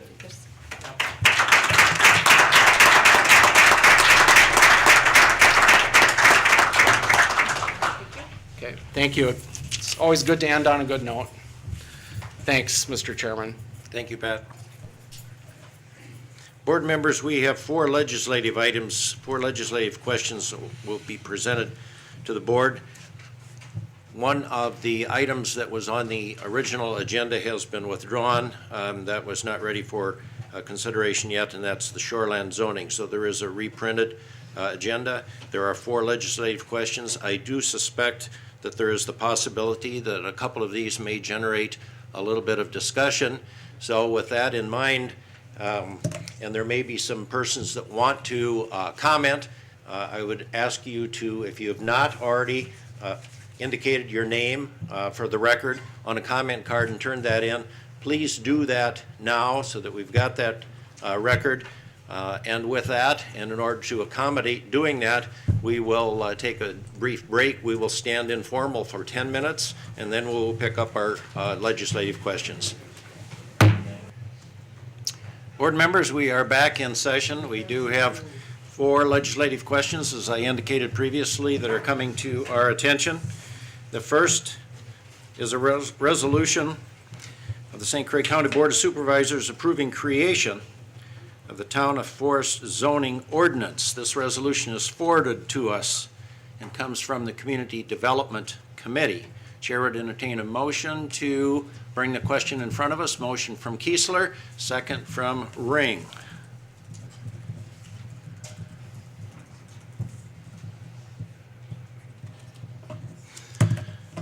Based on the comment cards that have been presented, there are some citizens that do wish to speak to this issue, and I think it's appropriate to have these citizens that wish to speak address us at this time. There are also a number of citizens that filled out comment cards and simply indicated that they want their comment read out loud by the chair. I would indicate that these comments essentially, with some very minor wording, are the same, and it is that we approve the Town of Forest zoning ordinance. I do have 10 cards. I think it's probably appropriate to indicate who these 10 people are. They have taken the time to be with us. They have filled out a card. They have put down their name, and they have indicated that they want us to approve the Town of Forest zoning ordinance. They indicated they simply want the comment read out loud. So I'm going to do that. If any of these persons do want to speak, once I've read these, if you've changed your mind, raise your hand and we will certainly accommodate that. Unless I hear differently, however, these 10 residents simply want to go on record as favoring our approval of your zoning ordinance. So having said that, the following individuals are going on record as favoring approval of the Town of Forest zoning ordinance.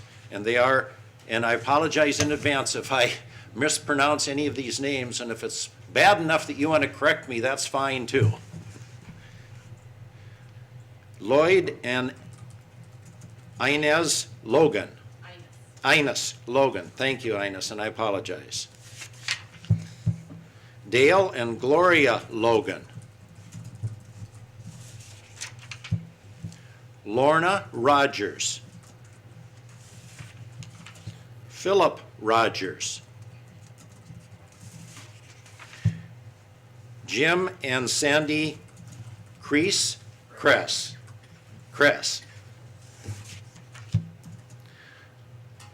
Laverne Heimat. You told me what that was back there, and it shows me I didn't get that in my mind at the time, and I apologize, Laverne. Robert Miller. John Strum. That one I can get right. Don Schmidt. And Brenda Salinger. I'm sorry? Salseg. Brenda Salseg. These 10 people have taken the time to be with us and have gone on the record as favoring the zoning ordinance. We have 2 individuals that are in fact requesting to speak. And so simply by random order, is that random enough? We'll see who we start with. Catherine McKittrick, and Catherine, I believe, is the town attorney for Town of Forest. And Catherine, I would invite you forward.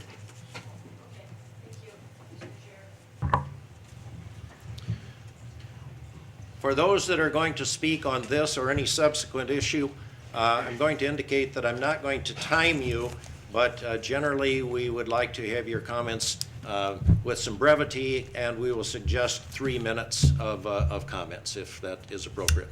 I will do my best. Thank you, Mr. Chair and members of the board. I appreciate the opportunity to address you on this very important issue for the town of Forest.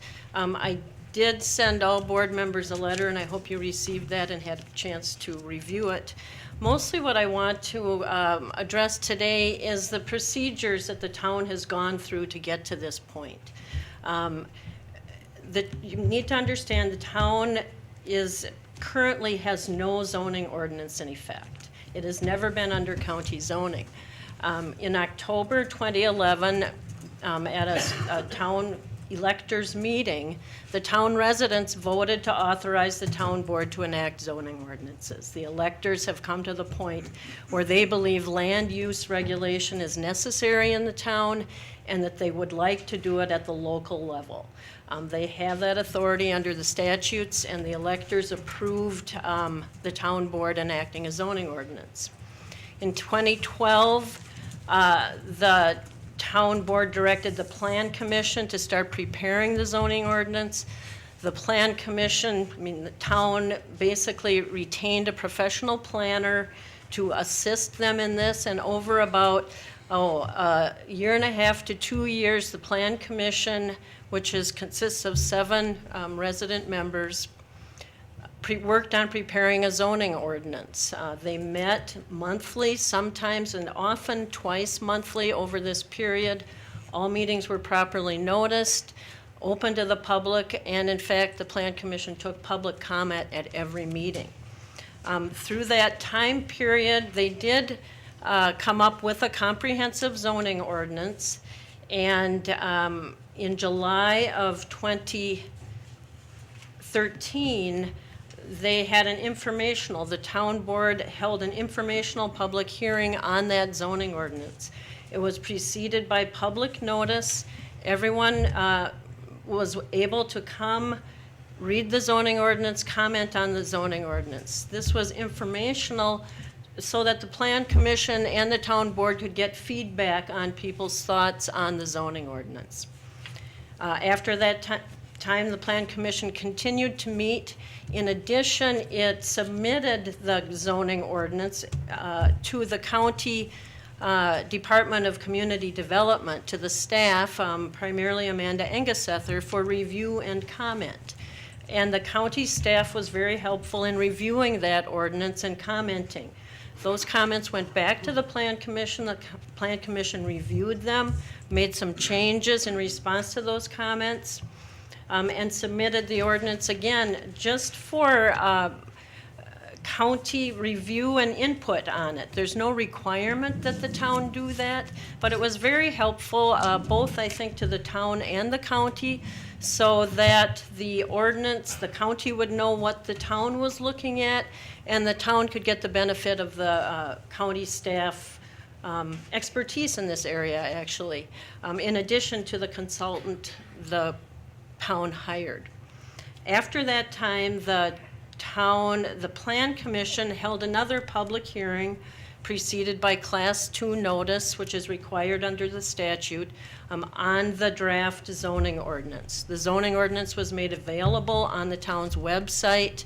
It was available through the town clerk's office. And again, people were welcome to come and comment on the ordinance. That is a requirement under the statutes for adopting a zoning ordinance. They had the public hearing. It was very well attended. Comments were made, and the Plan Commission made some adjustments in the ordinance as a result of those comments, and then moved it on to the town board for the town board approval. The Plan Commission recommended that the town board approve the zoning ordinance. Again, that's a requirement under statute, that the ordinance is prepared at the Plan Commission level and then recommended by the Plan Commission to the town board.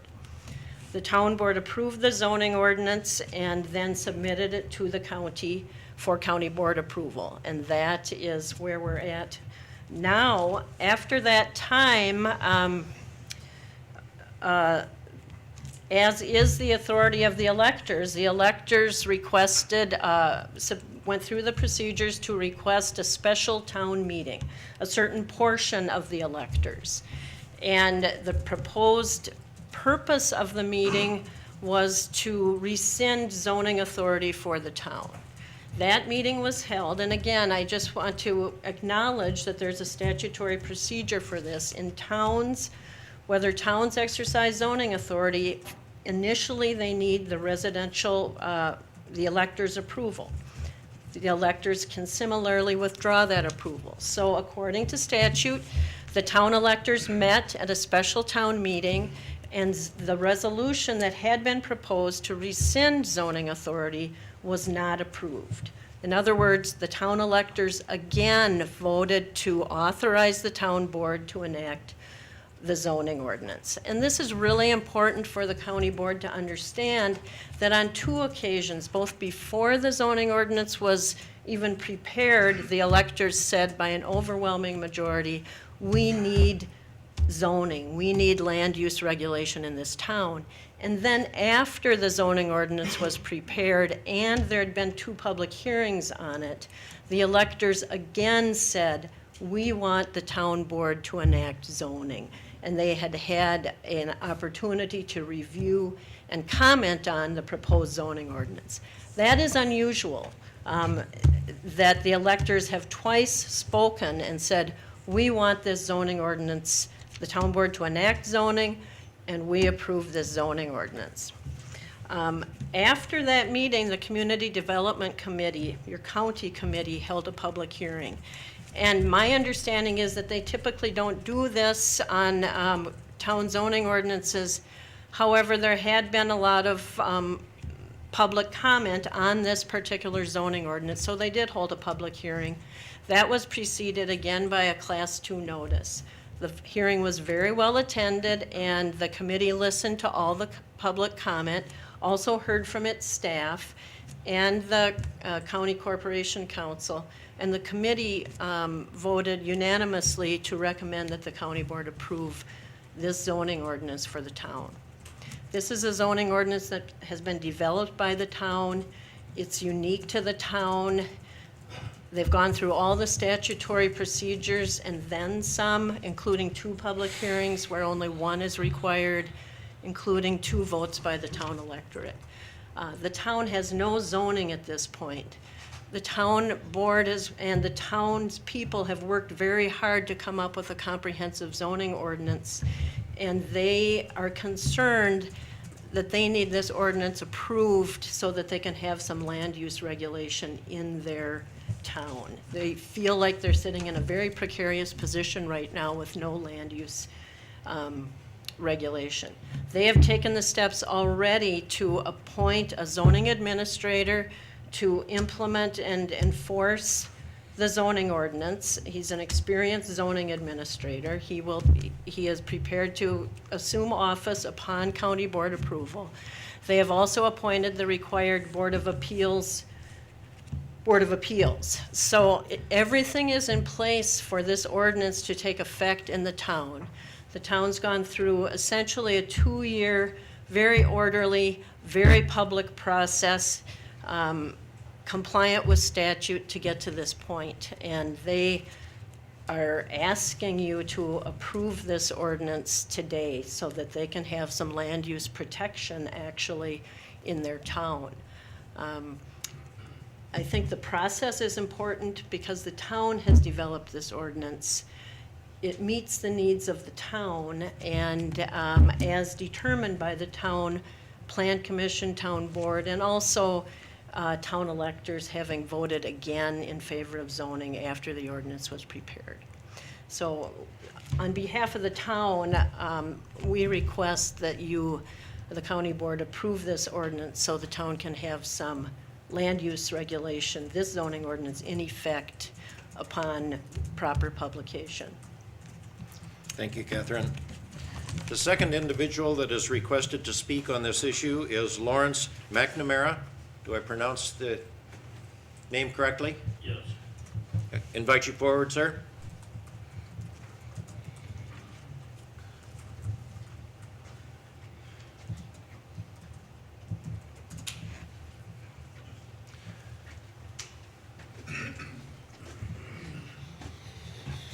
Yes, I address the committee and board. You need my name, Lawrence McNamara, 2930 County Road S.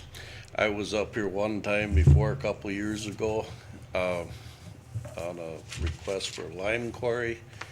And at that time, I appreciated the decision, and since then, I wished we were going. I would be in favor of county zoning. I have a little problem with the forest zoning. Plus, I've asked, and some of the members actually that are here, that, because I heard you read their names off, that none of them has actually ever read the zoning. This has been changed and stuff. No one's gone through it in any detail. There's some major discrepancies in there, and some work being done on that, I guess. But anyhow, one thing, for instance, I applied for, one of the requests was a town, we had to, the only thing with the lime quarry is everything is county handled other than the road usage permit.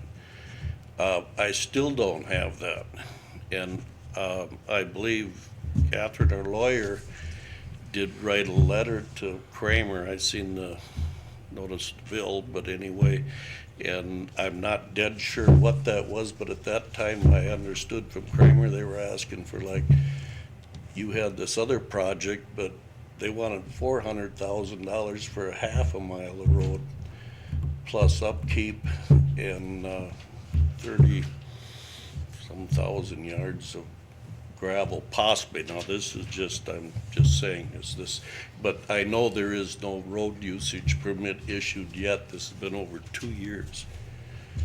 And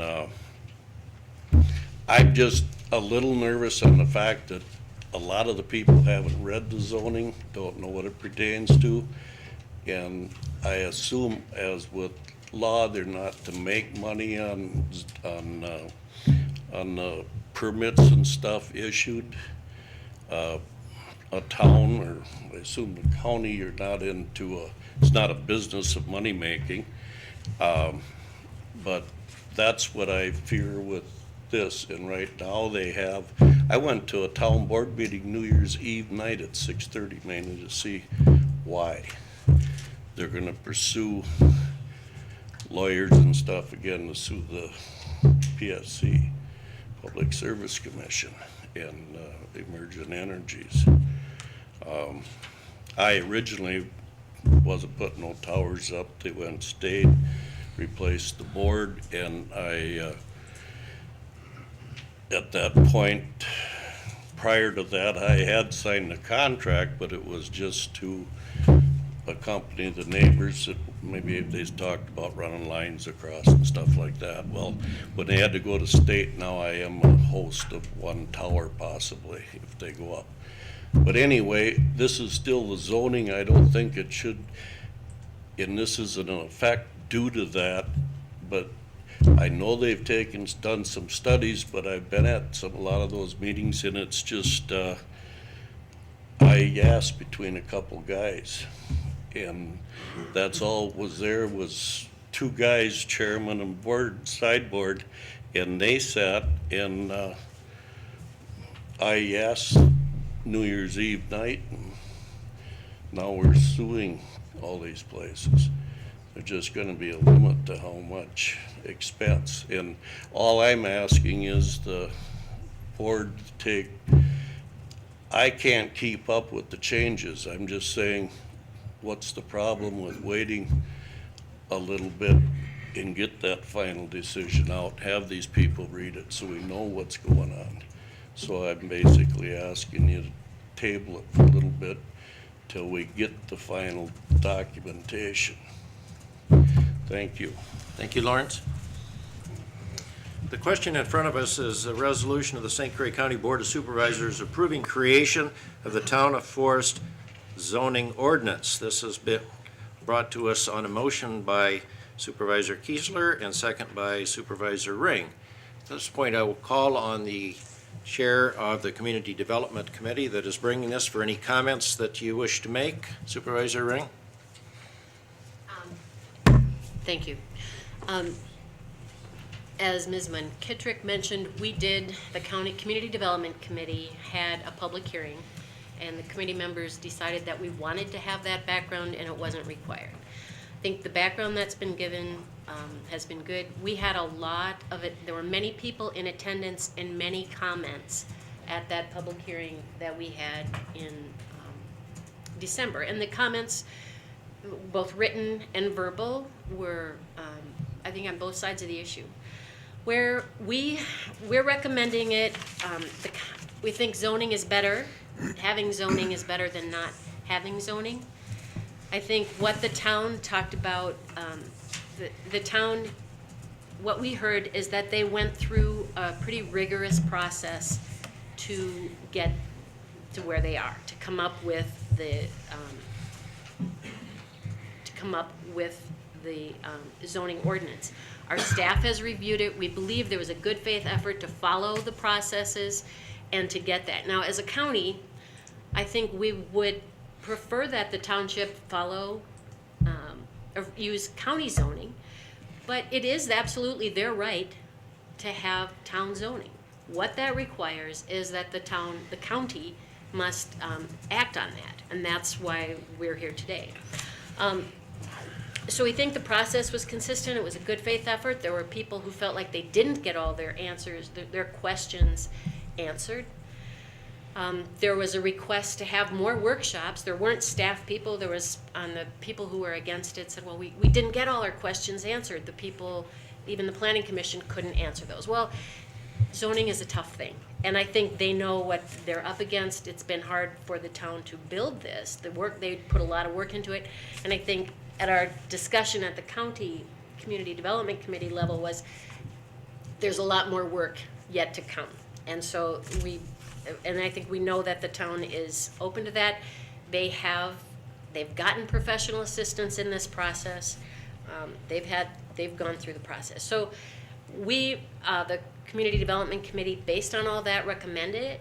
We were made aware the night of the hearing that there is a claim saying the process wasn't followed correctly, and maybe if you want corporate counsel to comment on that. What we understand from that is that if indeed there is a process, so when the town adopts and the county adopts the zoning ordinance, it has to be approved by the county. Well, your zoning ordinance has to reflect what is in your community, in your plan. And so there is a question that everyone got in their packet about this claim saying that they didn't follow the correct rules in their public participation process for that, on that matter. So the advice that we got is, if that turns out to be true, that is not the county's consideration. That would be the issue that would be in the sole hands of the town.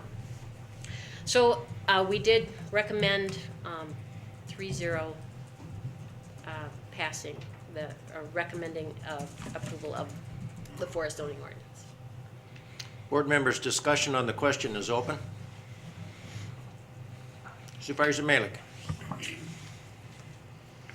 I looked at that claim that had been forwarded to us by a citizen. I take it that many supervisors, or perhaps all supervisors, received an email and there was a reference or attachment, and I drew the conclusion from it, very similar to the way Ms. Ring, Supervisor Ring just put it, that it was a complaint that the process by which led up to this ordinance had a defect in it. And as I read the resolution that's presented before us for action today, we are not being asked to say whether that process was right or wrong.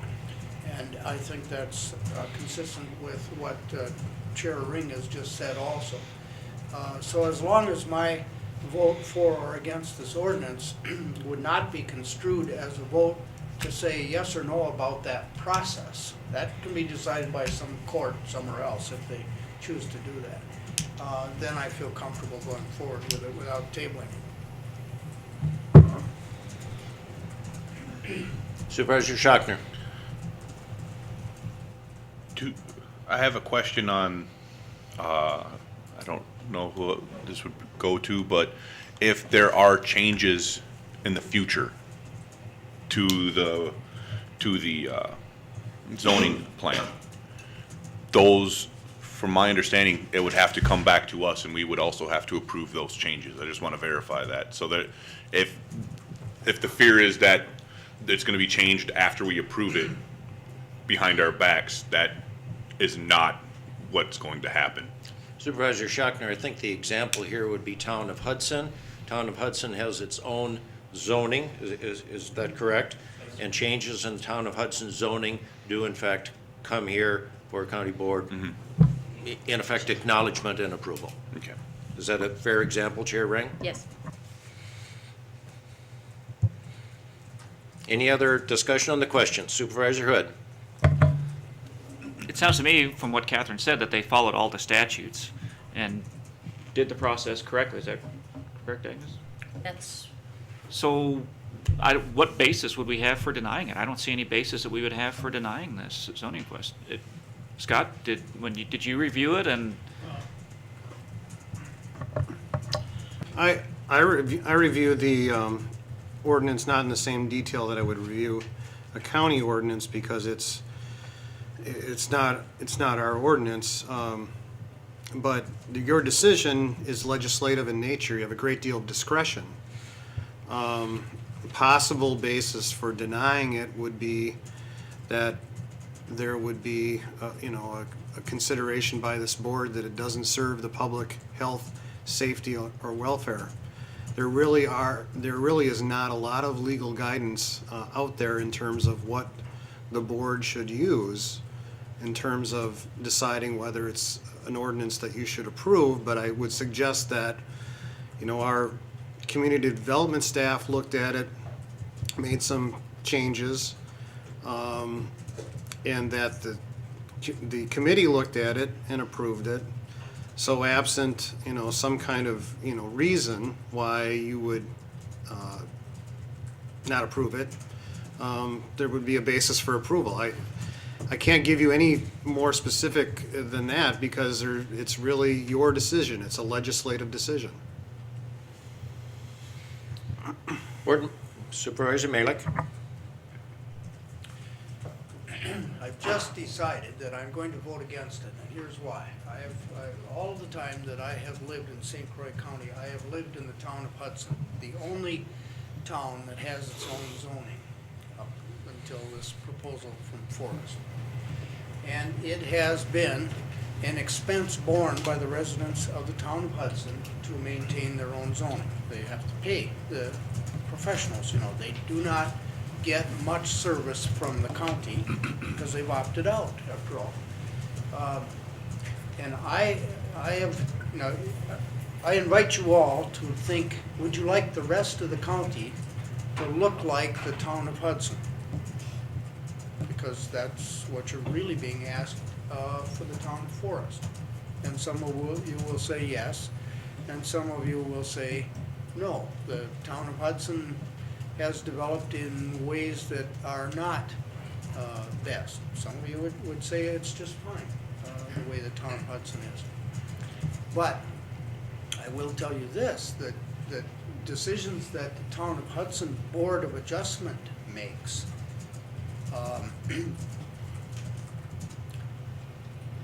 are not done as professionally, as with the same sort of finesse and detail.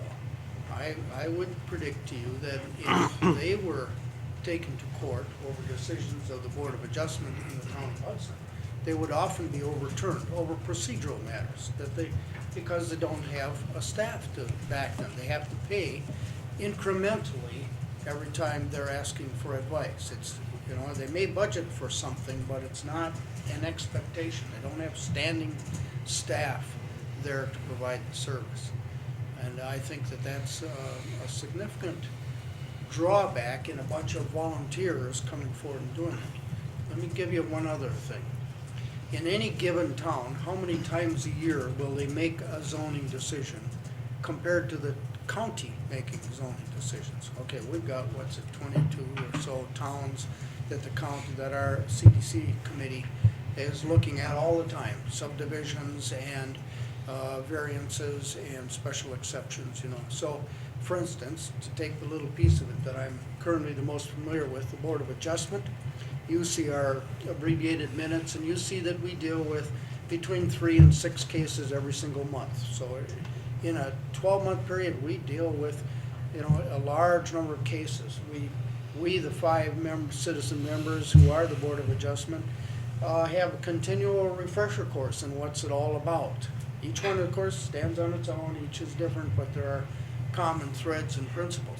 Take a town, particularly a relatively low populated town like Forest, they're probably going to get one subdivision every 2 years, or they're going to have one Board of Adjustment matter a year or something. They don't have that opportunity to develop familiarity with a topic, and every time they start from scratch instead of having some history of, Joe Hurchin decided just 2 months ago on a case that was similar to this, that this is the way it ought to go. So there's a great possibility for a sort of abstractness, a lack of professionalism that I don't think the folks of Forest, excellent as their intentions undoubtedly are, can possibly see in their future.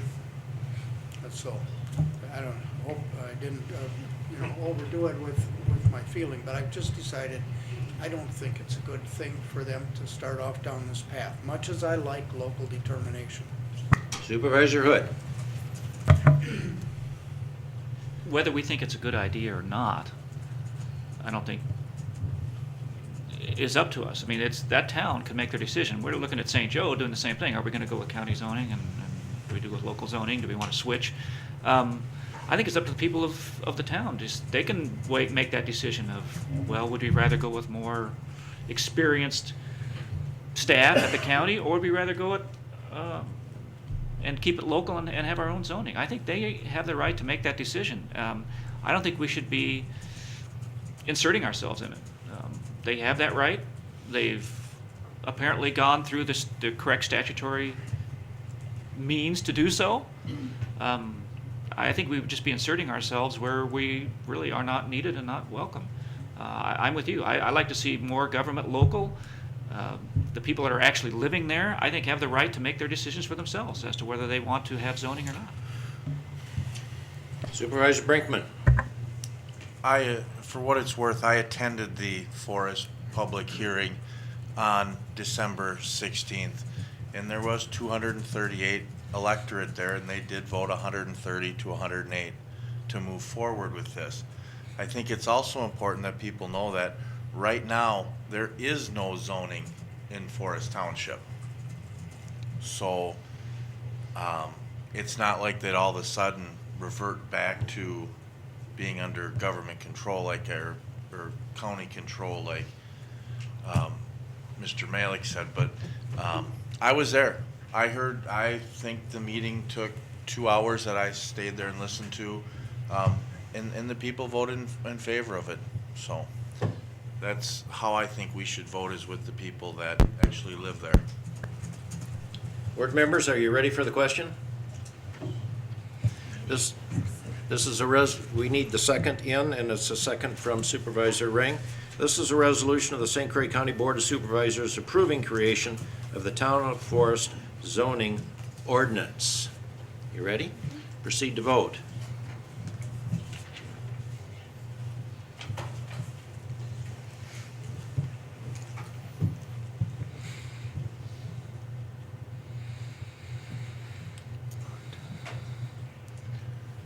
And the resolution is approved. How come the summary on the bottom says no, 0? Now that I'm sorry. No, it was 14 to 14 to 2 is what I read, Supervisor. Where is he reading from? That one, I think that preceded the abstaining. Okay, sorry, I moved ahead. The next question is a resolution amending the St. Croix County investment policy. I direct your attention to this at page 147 in your data packet.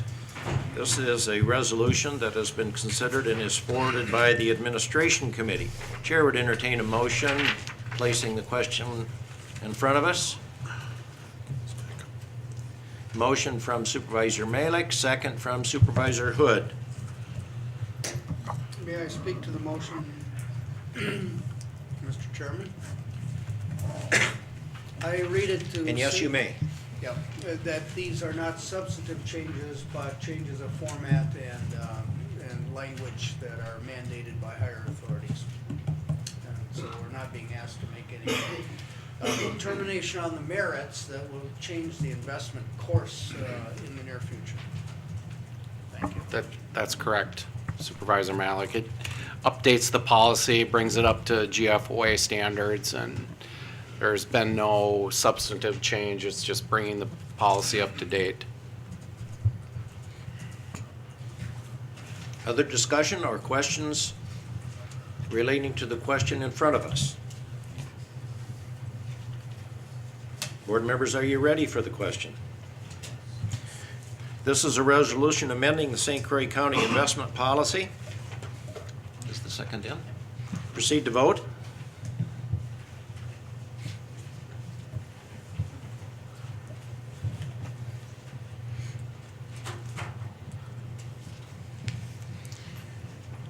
And the resolution is approved unanimously. Mark that one down. We don't often do things unanimously. Question number 3 is a resolution urging the state of Wisconsin to support and fund additional assistant district attorney drug prosecutor positions throughout the state. You will recall some of the background in this, and this comes out of discussion and identification of the issue at the time of our budget hearing. This resolution has been reviewed and comes to us from the Administration Committee. Chair would entertain a motion, and a motion from Supervisor Peterson and a second from Supervisor Kiesler. Board members, discussion on the question is open. Supervisor Attino. In our previous meeting, if I remember correctly, the board voted against this, and I'm kind of curious as to why this came about again. How did that procedurally happen? Supervisor Attino, you are incorrect. The board did not vote against this, but there is some background that I think is important. Supervisor Peterson, do you wish to address that from the committee, or should I can address it, Chair, thank you. At the last meeting, which you refer to, we voted down approving a new position as an assistant attorney. Correct me if I'm wrong in my terminology, because that should be a state-funded position. And a number of members also felt that, you know, maybe that was better directed, we would be better directed toward prevention.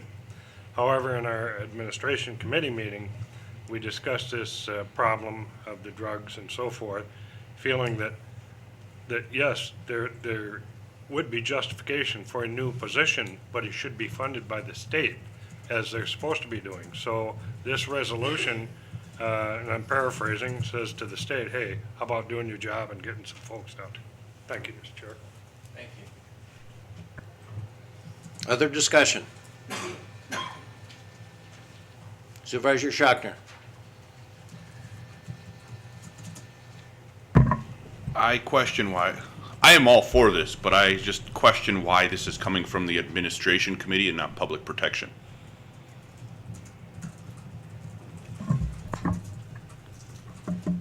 Came through administration because of the funding issue. It just as easily could have come from public protection. But it was a budgetary issue that came up during the budget process, and so the administration committee wanted it readdressed. And I believe at the budget time, when we did approve the budget, it was discussed at some point the state or the county would be requesting state funding for positions, and usually legislative matters requesting state legislation comes through the administration committee. As a result of the discussion at the time of the budget, Supervisor Schachner, as you recall, this was a bit of a hanging chad at the end, and I did direct it to the administration committee to review the issue and bring an action item back for our consideration, and that's the process. Other discussion? Supervisor Schachner.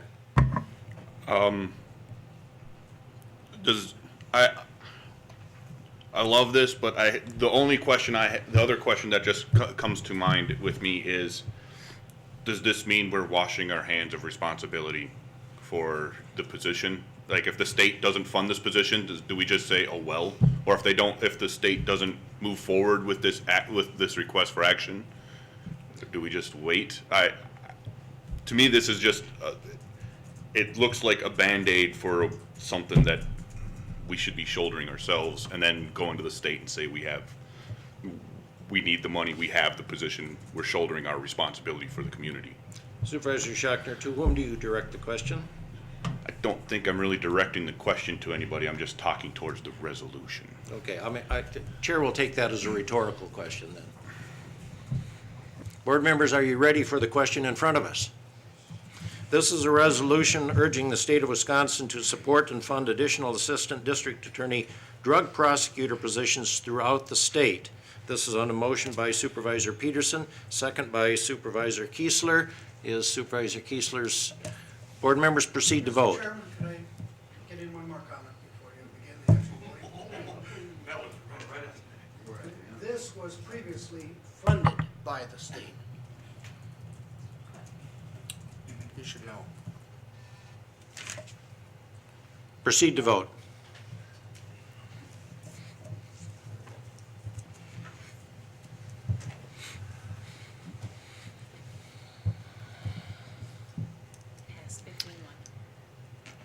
The resolution is adopted.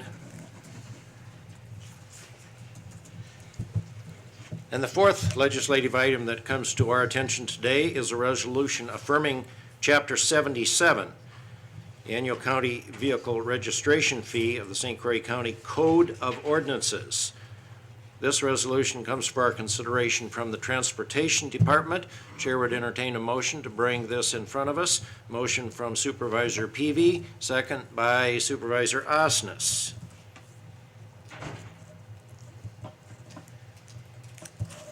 Board members, before we enter into our own discussion, I do have a request to speak by two individuals that are in the audience. Again, by a process of some randomness here, since there are two. Watch my sleight of hand here, and we'll start with this one.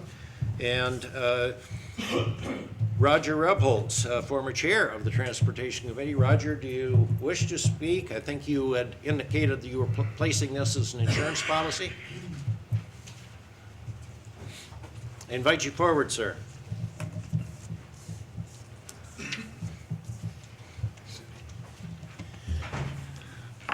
I merely want to make a few statements about this registration fee, because I, as a member of the Highway Committee at that time, was quite involved in putting this forward. We knew that when we came back to the board with the committee, or with the committee's decision, that we would get some against that. We understood that. Not everybody's going to necessarily be for it. But one of the reasons this even came up was that at that time, the leadership of the county at that time asked us as members of the board in our committees to search for ways to come up with other revenue, because the revenue wasn't coming back. Certainly the revenue for the state wasn't coming back to us. So in that discussion, we decided that we would take a look at the registration fee. We already at that time were paying $20 to the state for registration. It was simply a matter of adding $10 there. That $10 would be charged to every vehicle. One of the reasons we wanted to do this is, how long could we continue to put the charge on this against the levy?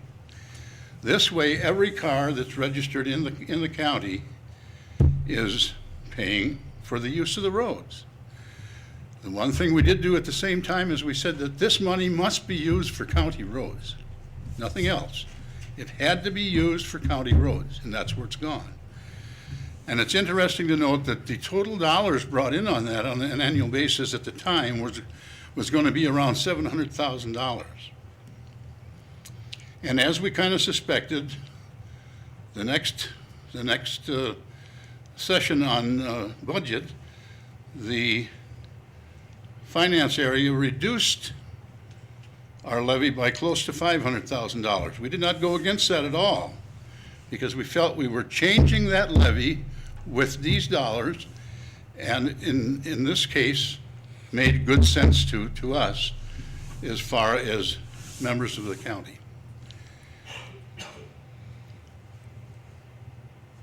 There are other things I was going to say, but I didn't write this up. So I'm just asking you to highly consider your decision here today, because I think if you take a look at what that registration fee is doing for you in the county, you wouldn't want to be voting against it. That's all I'm going to say. Thank you, Roger. Well, this is like Old Home Week. We just welcome to the podium former board member and board chair Roger Rebholz, and the other individual that wishes to speak is former board member Steve Hermsen. I suspect that we're going to have a presentation from the other side of the coin. Oh, no. Mr. Hermsen, I invite you forward, sir.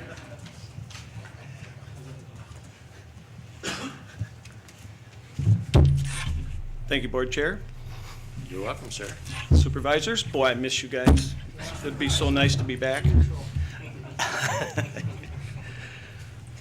The reason I'd like to address this today, and I think Board Chair and a number of board members here know, I've been very much adamant against this unfair tax.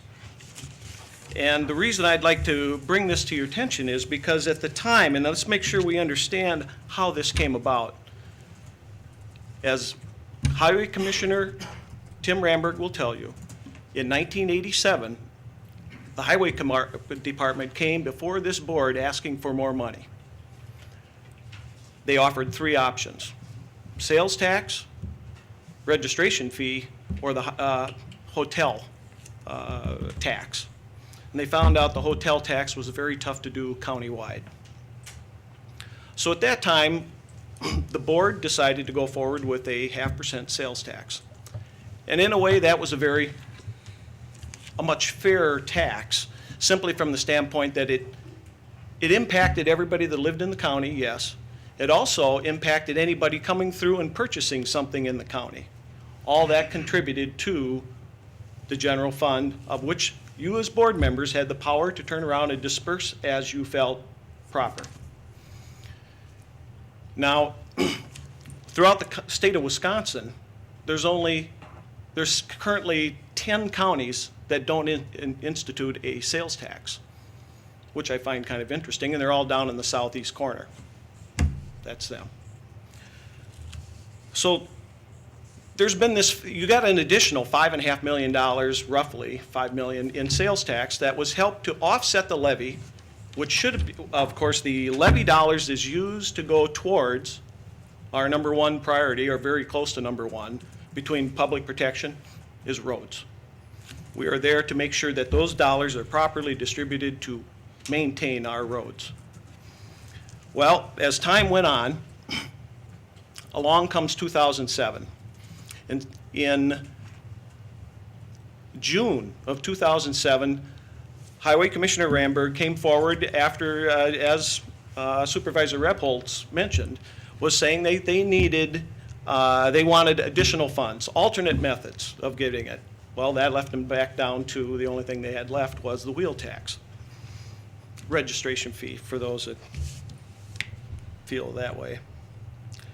And you've got, so the board turned around and they introduced that at the, like I say, the June meeting. They came back in the August meeting and basically it was told, boom, vote on it. As my predecessor said, wait a minute, this is a brand new tax and the people don't even really know what's coming. Other than there was, of the supervisors that talked to it, all of them said the only comments they had from the public was negative. But the piece that I find very interesting, and for Agnes and for all you members of the Community Development Committee, we know that anytime we pass an ordinance, it has to go to a public hearing. This never went to a public hearing. You never got input from the public. There was a vote, or there was a motion brought forward to put it on a ballot before you instituted this fee. The vote was no. We don't want to go forward with that. We're going to go forward with this. So you got your fee. And at the same time, and to correct Supervisor Repholz, at that time in 2007, your registration fee on a vehicle was $55. It turned out that that same year we came forward, Doyle turned around and instituted a $20 bump, bringing it to $75, and we threw on the extra $10. That all happened in 1 year. Caught everybody by surprise.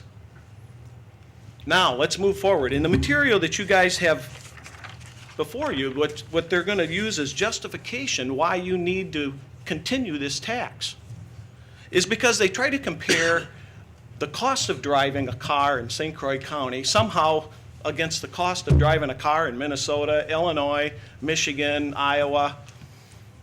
To me, that's apples and oranges. Because to use that as a comparison takes out of the picture the fact that our real estate taxes and our income taxes are used to help support highways, whereas in these other states, they may not use the same ratio.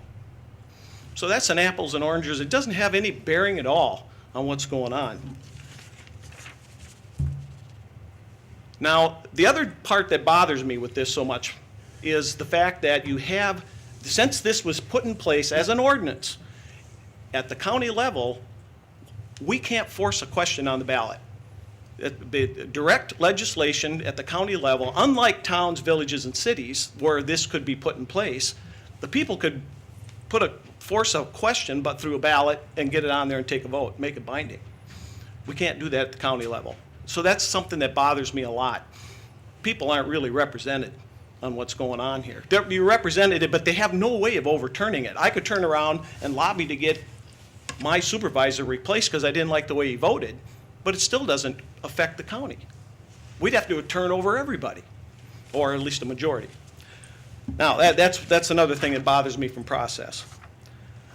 Supervisor, I'm trying to give you the maximum latitude. I know, here, I'll get to here's my final slide. You know I'm not timing you, but Yep. I suggest you. I got 2 points left. Thank you, Board Chair. I appreciate the time. Because these are things that I know the other side's never going to bring out. Now, this chart here that you got, that talks about the road miles that you guys have been, that has gone on for repairs from construction, paving, and chip seal since the wheel tax has been put in place. And you'll notice, there's only been 1 year you've met goals. And that was the year you used bonding. The problem with this tax is there is no guarantee. While it's guaranteed to go to highways, it's no guarantee you're going to get to goals. The county board, in our wisdom and our choice, when we do a budget, you might get $700,000 here, but all those dollars are just being, just like Buck brought up at the time that this was passed. All that dollars just gets redistributed to other places. So I'm going to add, and the last point is this. I turned around and put together a spreadsheet straight from the Wisconsin Department of Transportation website showing the costs for highway, and this is when you talk about aid, it's only for counties or for county roads, not state and interstate or anything like that. That I took and put together this spreadsheet of all the counties that line the interstate down to Madison. St. Croix County has the highest cost per mile to fix things compared to other than Eau Claire County, which I found that just amazing. Why is our cost so much? And if we were to lower our costs on average for county roads in this county to $30,450 a year, which still puts us in second place, we don't need a wheel tax. We're covered. So these are things that I look at saying that there's other methods, there's better ways of doing this, and the fact is, by claiming it's fair, I have a lot of cars. A number of them aren't in this county, yet I'm taxed for it because I'm the owner on that title. I don't believe that's fair. So I can sit there and go down through a number of my cars, 9, that I'd like about $50 back because it doesn't come here. Thank you. Thank you, Mr. Hermsen.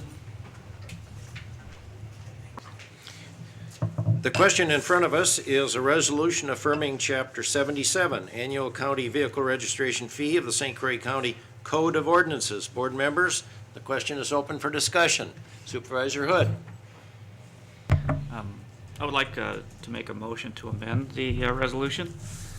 I respect the Transportation Committee and my fellow board members, but I'd like to just eliminate the resolution from line 15 to the end and instead insert, whereas these revenues are not needed, this ordinance will be rescinded effective July 1st, 2014.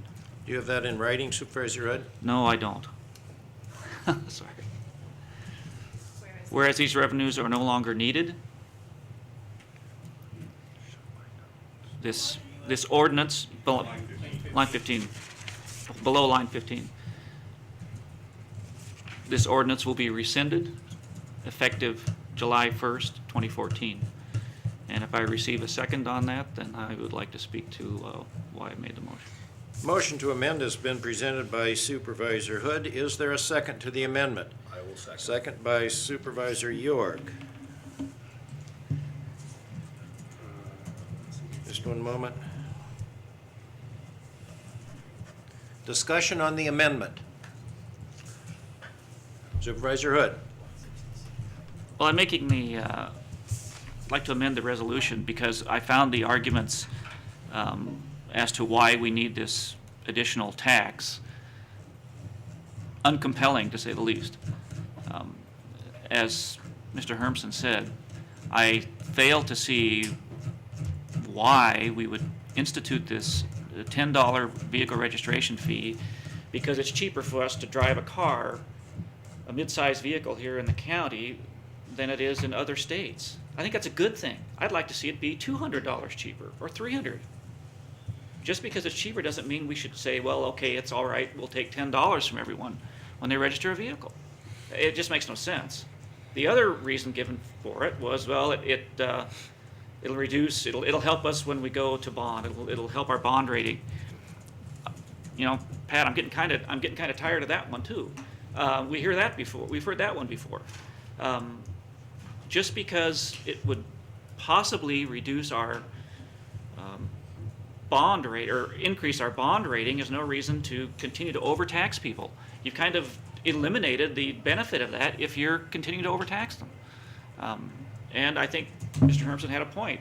A lot of people have older cars that are not on the road very often, 2 or 3 months in the summer, to car shows and things. You have people with cars that they bought for their kids to go to college. I know one family that has 4 kids in college, and they're all out of the state.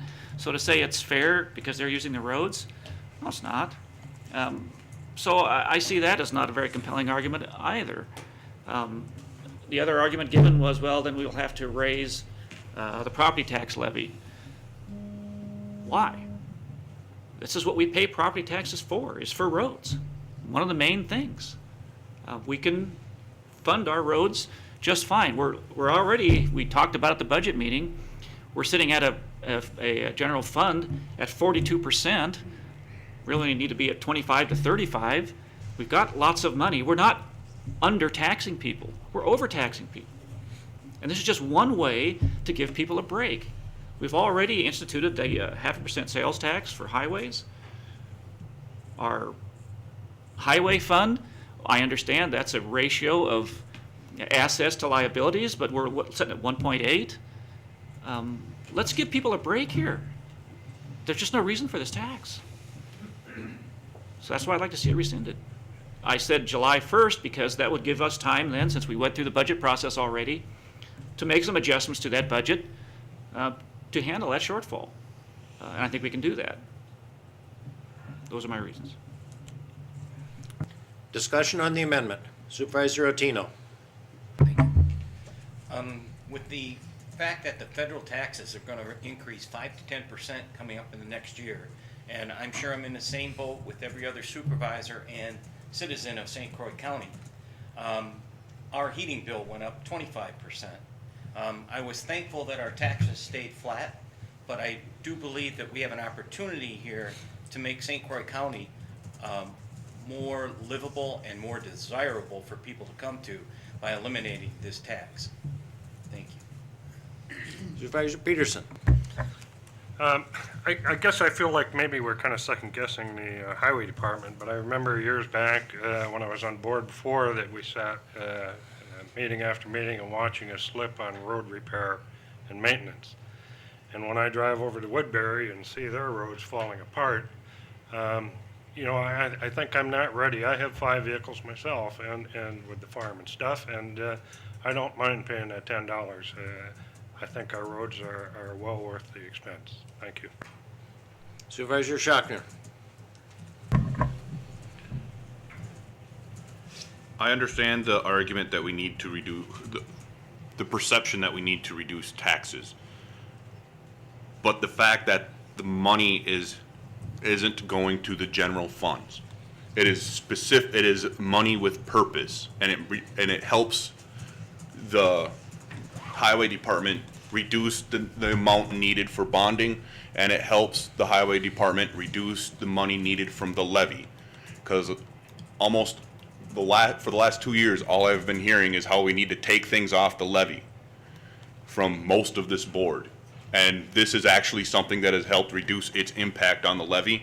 I don't understand why we're trying to put a bigger impact onto the levy.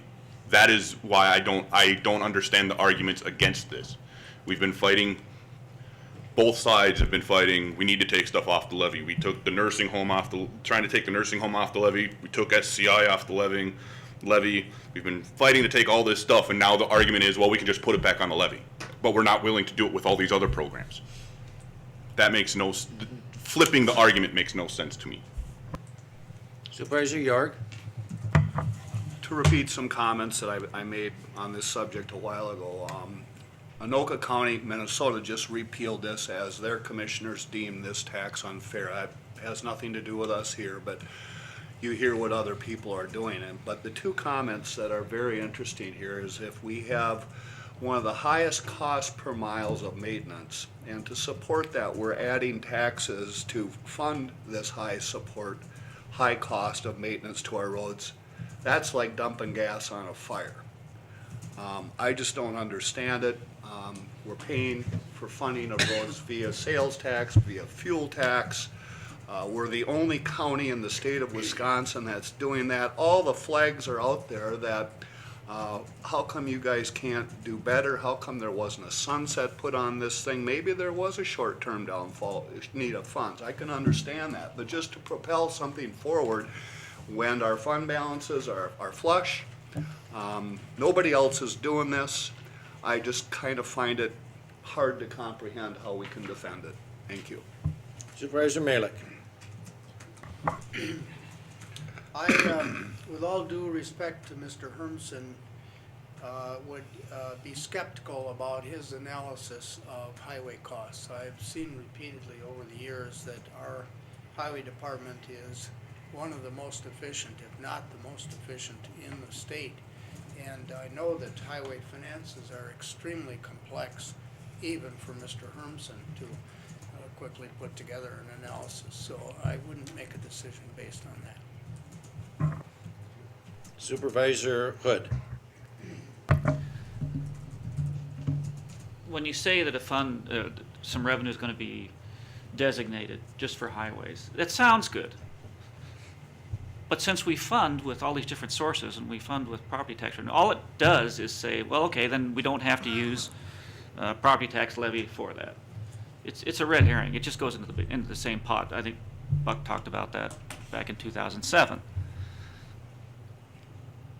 So the other thing is, no, it's not apples and oranges, or we're not reversing ourselves. When people pay their property taxes, that's one of the things. If you go around and ask people, what do you get for your property taxes? Well, roads and public protection services. But the main thing is roads. That's what they expect their dollars, property tax dollars, to be spent for in large part. They expect us to efficiently do that. So we're just doing what they expect.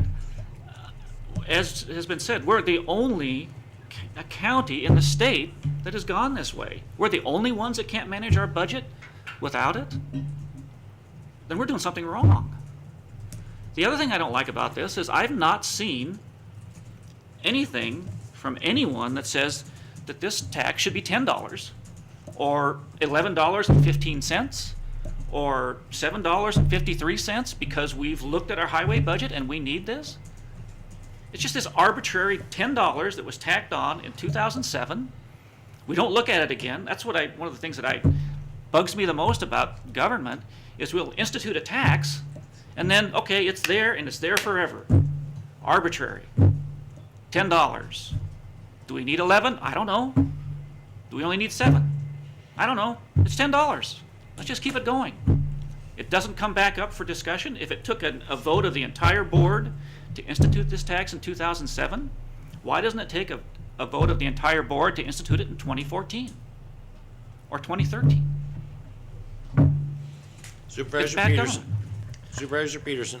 I just wanted to reiterate one thing. I think Roger, it may have been what he forgot that he was going to say, and if we repeal this tax, we do not have the ability to recover that in a levy. Correct me if I'm wrong in that.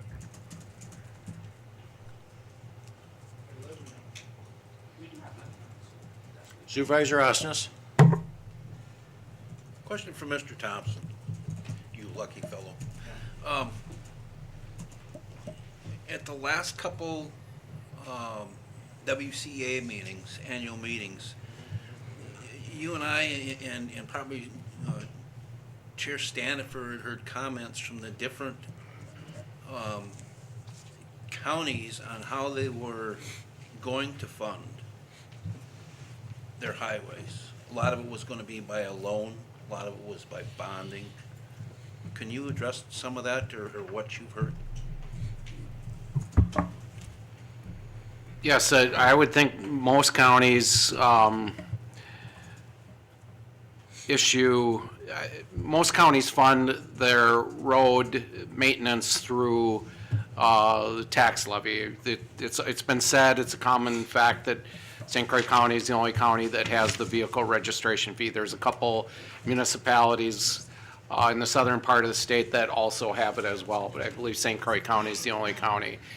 A lot of counties are faced with deteriorating roads, and I think, all you have to do is Google the Eau Claire Leader Telegram of about, I don't know, it was probably 2 months ago, that Eau Claire County is looking at issuing $8 million worth of debt for roads, because they have just let their roads deteriorate. I don't live in Eau Claire, our corporation counsel does. He drives those roads regularly, but and I'm not saying that as a scare tactic, it's a fact. They issued $8 million worth of debt for roads. I'm not saying that we would ever let our roads in St. Croix County get to the point where I'd be coming forward with a recommendation to issue $8 million worth of debt to repair roads. I don't see that happening. But eventually, if the board decides to repeal this registration fee or wheel tax, we will have to derive a means to make up for that $700,000. Now, if it can be in future levies, or if it can, we've drawn on fund balance, but I mean, there would have to be a mechanism in place going forward to fund that shortfall. Now, the one thing that came up, and I hear it repeated, is that this, once it's in place, it's forever. Well, yes and no. Every year when this board approves the budget, which you did last November, and it did come up as an issue, which it should, every year the board gets to vote on approving the county's budget, and it incorporates the vehicle registration fee, it incorporates fees in the sheriff's department, it incorporates fees in planning and zoning and community development. Those fees are regularly revisited and updated. We have park fees for parks. I mean, when you approve the budget, a big portion of that budget is the revenue. And we need to offset, and I think Supervisor Schachner brought up a good point.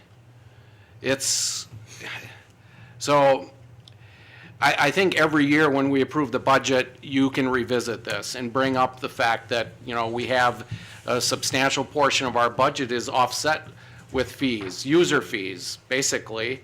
And if we don't incorporate a certain revenue portion of user fees, then it will have to be applied to the general property tax levy.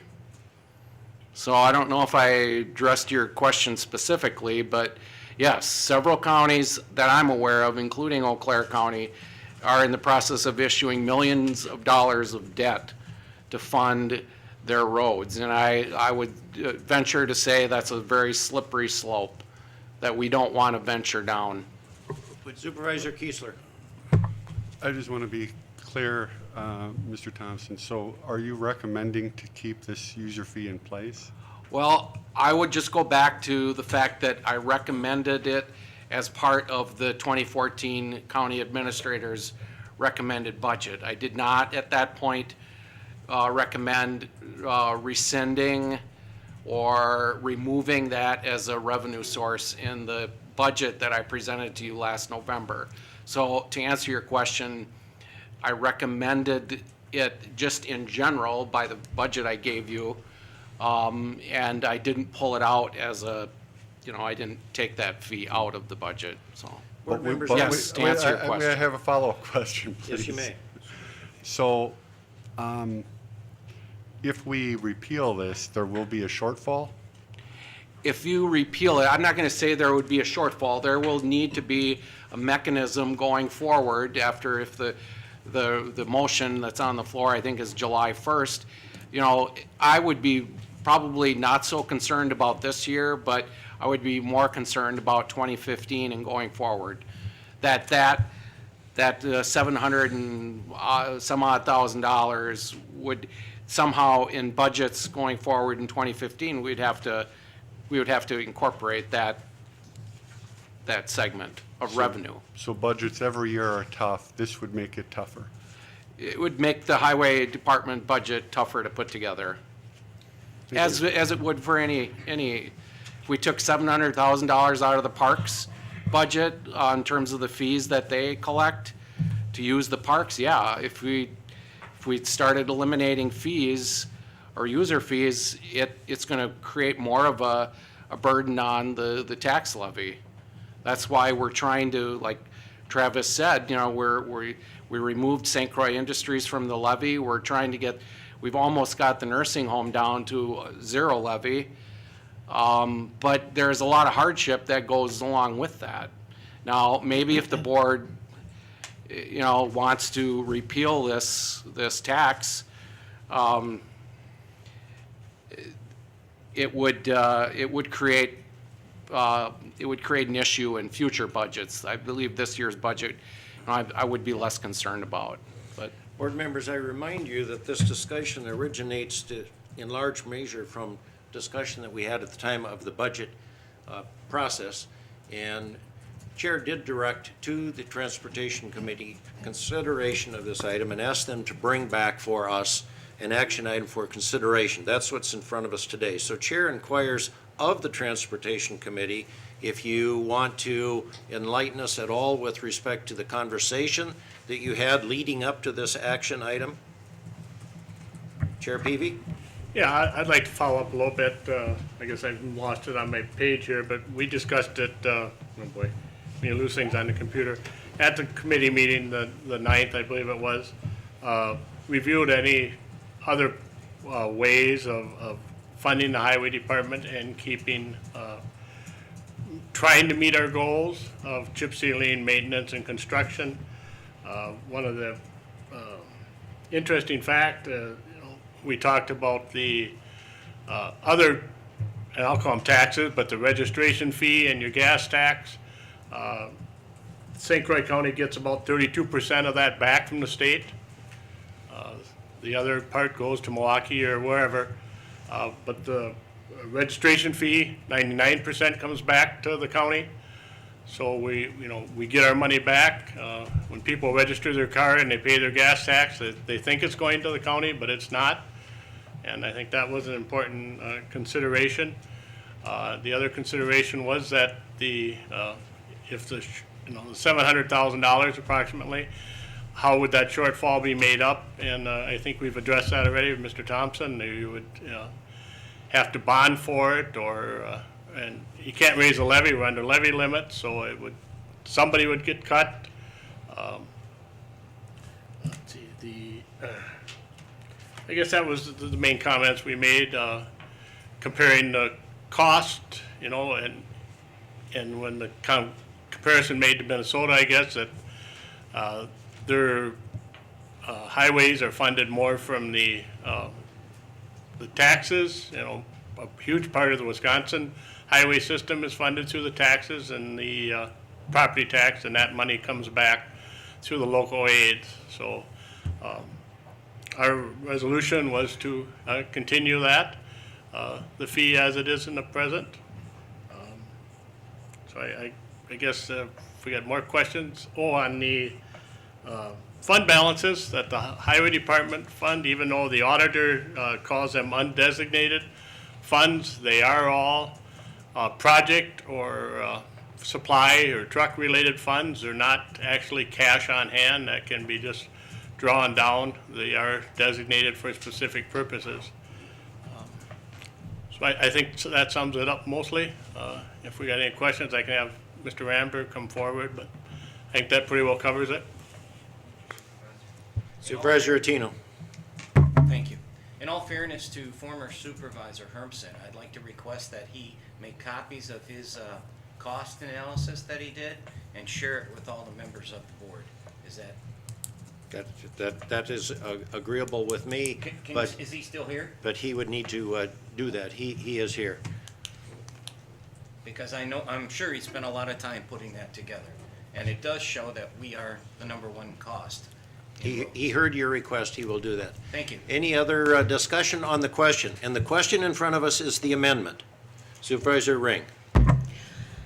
I think this has been a very healthy discussion. I think there's a lot of good points all the way around. I like the idea of, hey, let's look at this. Tax shouldn't be forever, we should reconsider it. I'm not going to vote in favor of the amendment. One thing I think that's very important for this county is to keep its infrastructure up, to have the highway plan, have a rigorous plan for improvements. So that's the goal. So then the funding, how do we fund it? It seems to me that it's a creative way. I think it's a reasonable way, both in terms of cost and just associated use. It doesn't bother me at all that no other county is doing it. I think it's a reasonable way, another, maybe an innovative source of funding. And it's a way to, what is our overall goal? It's to keep that infrastructure up. That's all I have to say. Thanks. Supervisor Schachner. I would just like to add on to what Supervisor Ring has said, is not only is it reasonable, but it's consistent. And that there is what I think is the most vital part, is that if we're putting it on the levy, the funds become less and less consistent, because many times when we're looking at trying to reduce our spending, in general, maintenance is usually the first thing that gets cut. Whether it's for a building, whether it's for highways, whether it's for anything, maintenance almost always takes the brunt of cuts before anything else. And that is why other counties are now looking to spend millions of dollars when they could have been spending much, much less just maintaining. Now they're looking for great amounts of huge repair. So a consistent source of revenue that can be depended upon is very important. Supervisor Hood. Wow, a lot of support for something that didn't even exist until 2007. How do these other counties ever keep their roads up? They don't have it, but they somehow do it through their property tax levy. I ask you, yes, we have to tax somehow. That's why we have the property tax levy, and yes, the legislature limits it. But our job is to efficiently spend that money that we take from people. That's our job. Yes, we have to look at budgets closely, and we have to decide where we're going to spend those dollars. So if there's an entity that is going over on their budgets, we have to say, why are you going over? Let's see what we can do to trim those costs. So that's why the nursing home, that's why SEI. I mean, you look at those things. That's what we're here for. If this were such a good idea, I do think you'd see other counties implementing it and saying, wow, this is really good. It really works for them. But none of the counties that are even contiguous to us have done so. And I want to know still, nobody's answered the question, why is it $10 and not 11 or 12 or 100? That was never presented. It was just, well, it's $10. Here it is in the budget. And to say that we can change that at the budget hearing, good luck. I tried that. That went nowhere. We can't change an ordinance at that meeting. We have to have this type of meeting where we can change that ordinance. It has to come. So that's why I'm doing that now. So I disagree with you, Pat. We don't get a chance to vote on that. I think we should all, as supervisors, we're the ones that are responsible. This county board is responsible for instituting that tax. We should be held responsible to the people who put us in office to vote yea or nay on their taxes. I think we should vote on this tax every year. We should get an analysis of the amount, if we're going to do it or not, and what that should be. We're not doing that. We passed this thing in 2007, and it just gets passed on through the budget forever. It's not good government. Board members, are you ready for the question? Sure. Is it new information, Supervisor? It's just a question for everybody. Supervisor Osnes. I'd like a show of hands of the number of supervisors that have taken the time to go out and talk with Commissioner Ramberg regarding this issue. Supervisor, I don't know that that's... We keep on, everybody's saying, you know... I don't know that that's an appropriate question to direct to the board. I take under advisement what you said. I would urge you to take advantage of that, but I don't know that There's a procedure to do that here. No disrespect, Supervisor. Are you ready for the question? And the question is the amendment. And the amendment comes to us on a motion from Supervisor Hood and a second from Supervisor York. The amendment, which I believe we have, and I'll have you read it back, Madam Clerk, begins at line 15, I believe? I would guess 16, because there's. Yes. okay. Between 15 and Okay. 16, yes. Eliminate the language from line 16 to 35 and add in its place, whereas these revenues are no longer needed, this ordinance will be rescinded effective July 1st, 2014. Correctly stated, Supervisor Hood? Supervisor York, I need your second, please. Board members, the question in front of us is the amendment only, the amendment that you've just heard read. Proceed to vote.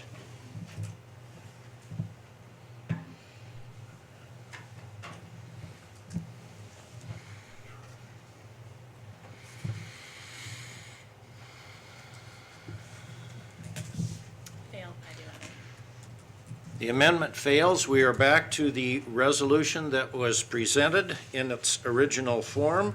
The original question in front of us is a resolution affirming Chapter 77, Annual County Vehicle Registration Fee of the St. Croix County Code of Ordinances. This comes to us on a motion by Supervisor Peavy and a second by Supervisor Osnes. Discussion is now open on the original resolution. Supervisor Hood. I'd like to amend the resolution. And as Do you have the amendment in writing, Supervisor Hood? No, I don't, but I can give it to you again there, Cindy. Okay. I'll try and do my best here. Below line 26 there, that in between those therefores, I would like to insert, whereas this is a fee instituted by the county, it should be discussed and voted upon every year prior to the budget meeting. That's your amendment? Yeah. Is there a second to the amendment? Second by Supervisor Atino. Discussion on the amendment. Do you wish to address your amendment?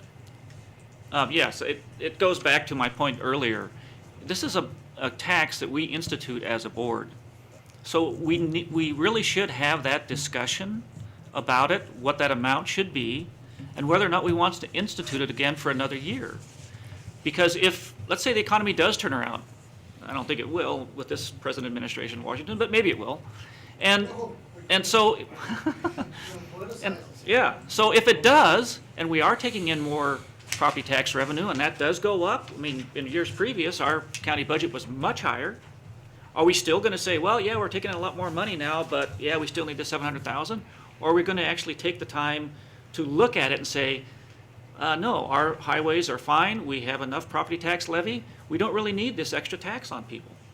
And I think the only way we can do that is if we put some kind of sunset clause into this tax. Otherwise, it's just gonna go on forward, $10 or higher in perpetuity. So I think we owe it to the people of the county to vote on this, look at it carefully, and vote on it every year, whether or not we want to institute these user fees, this tax. I don't think that's unreasonable. That's our job. Supervisor Schachner.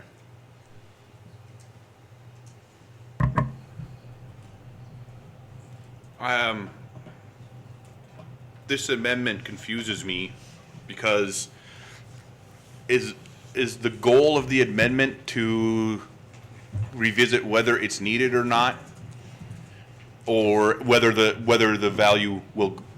I question on if it's revisited and it's okay. We need to spend. We're actually under budgeting. We should be spending more money, and so the fee goes up. That's the other side to this. Is that it? More than likely, when it's revisited over and over again every year, the fee could actually be going up instead of down because the goal of the fee is to keep it off the levy. And so that, and I don't understand how this would change anything anyways, because it's already looked at as part of the budget process, as our administrator said earlier, is that it was looked at and included as part of the budget. So I don't understand what this amendment really changes in the process as it sits right now. Supervisor Hood. We're not trying to keep the highway budget off the levy. I'm trying to get it on the levy. You know, what, about a third? About a third? Because that's why we pay property taxes, Travis. Members, I would remind you, questions need to be directed to the chair. I need to direct the traffic. About a third, I think it's about a third of the budget comes, I mean, that money does come back to us from, in state and federal aids. We have municipalities, we all have to pay taxes for that too, to upkeep those roads. That's about a third. Now, then we have this other third, and we can't live without this $750,000 in fees. Okay, I guess so. Well, if we're gonna do that, I still haven't heard from anyone why it's $10 and not some other amount. So I think if we're going to be responsible with the tax dollars that we collect, we as a board should look at that and say, should it be $10? Maybe, you're right, Travis, maybe it should be 12 or 20, or maybe it should only be 7 because the economy has improved. We owe it to the people we represent to look at this tax that we are imposing on them. I mean, our levy limits are set by the legislature, but this is something we have done as a board in 2007. I want to be responsible to the people I represent, and I want them to know that the county board is imposing this tax. Maybe I'll get some feedback from them and say, hey, it's a good thing. I like our roads. We need to keep it. Or maybe they're going to say, you know what? No. Why are you doing this to us when no other county is doing it? Can't you budget well enough that you don't need to impose this extra tax? I just want to have that discussion every year. I think we owe it to people to do that, not just have a tax that's there and goes on forever. It's just responsible government in my mind. Supervisor Austin. If we start doing that, number one, are we gonna start micromanaging a department? That's my first question. A rhetorical question, yes, I understand. And your second question? I'd like to have Commissioner Rambert come up and address some of these issues, please. Ask the board if you want to hear from the highway commissioner on this issue. I'm seeing I'm getting mixed signals here. I think it may be appropriate. Tim, I invite you forward, and there may be some questions that I'm going to let you take directly. Maybe we can cut through some of the chaff and clutter here and wrap this up in an expeditious manner.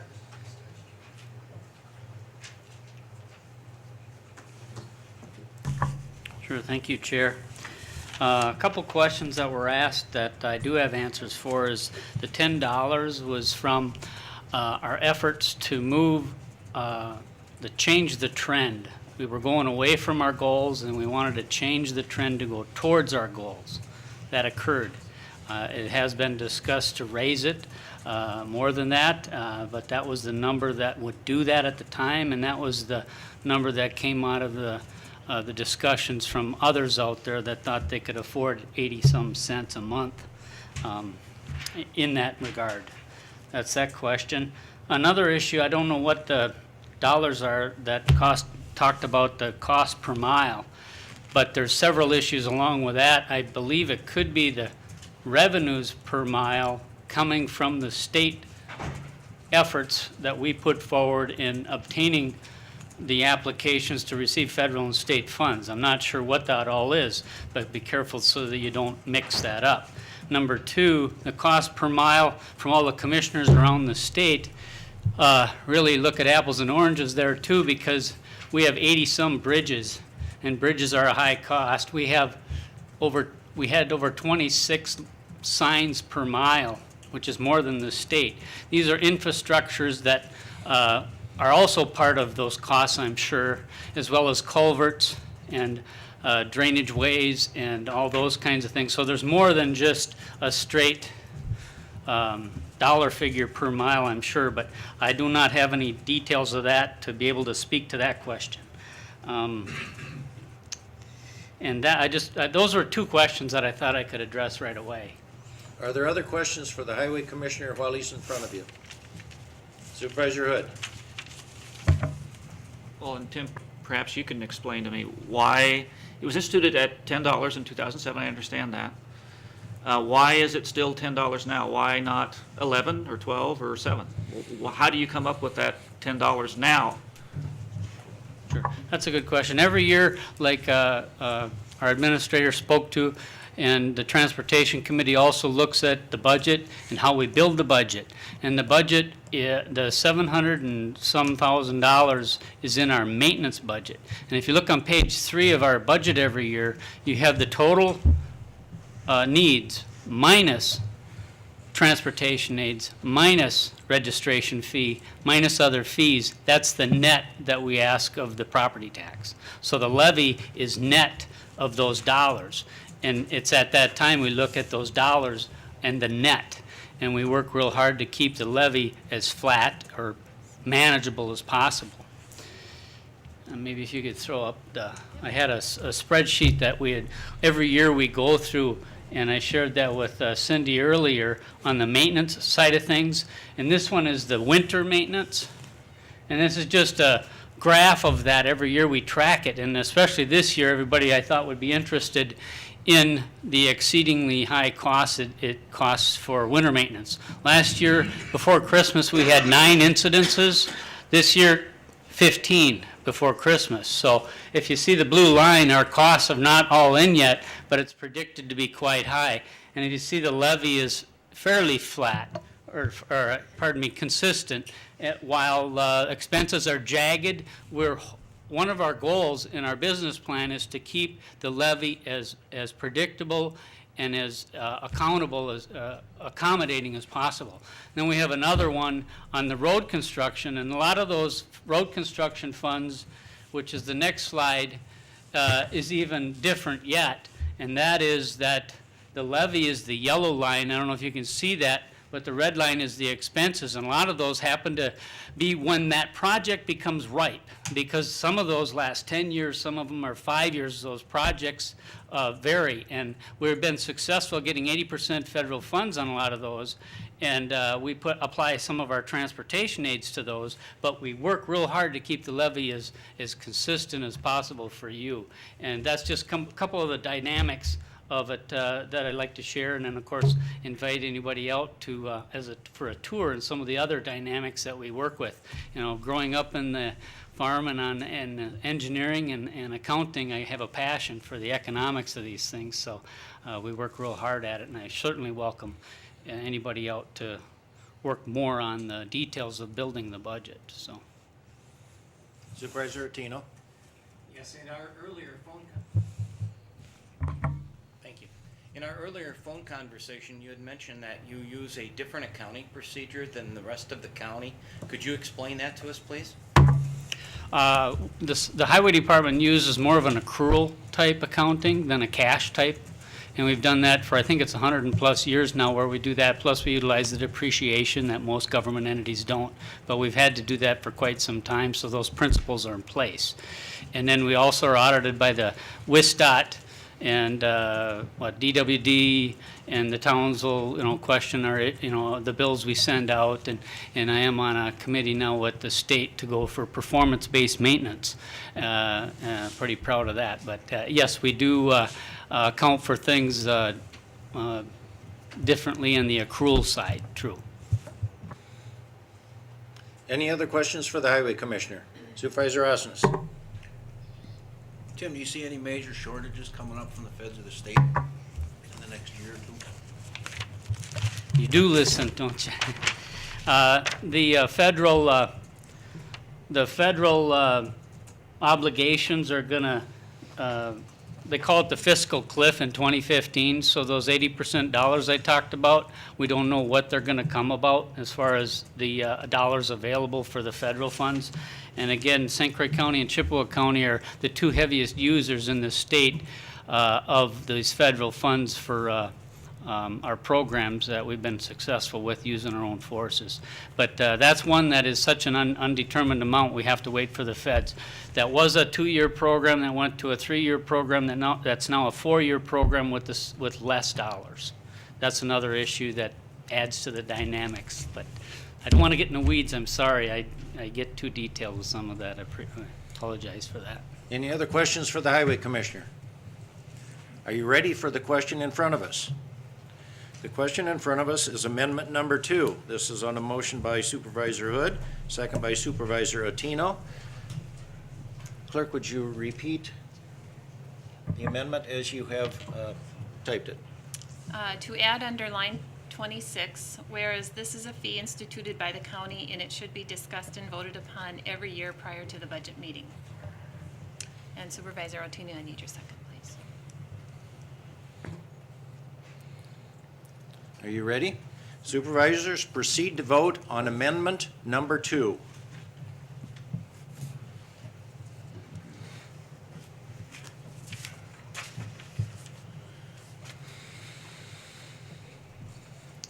Amendment number 2 also fails. We return once again to the resolution as presented from the Highway Committee.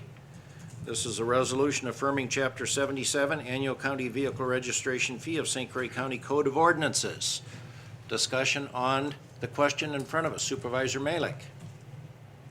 Mr. Chairman, I move to end discussion. This is a motion to close debate. Is there a second? Is moved and seconded. This is non-debatable. We'll proceed to vote. I do think this takes a 2/3 vote. That's correct. According to my recollection of Robert's rules. We proceed immediately to vote. I need the second.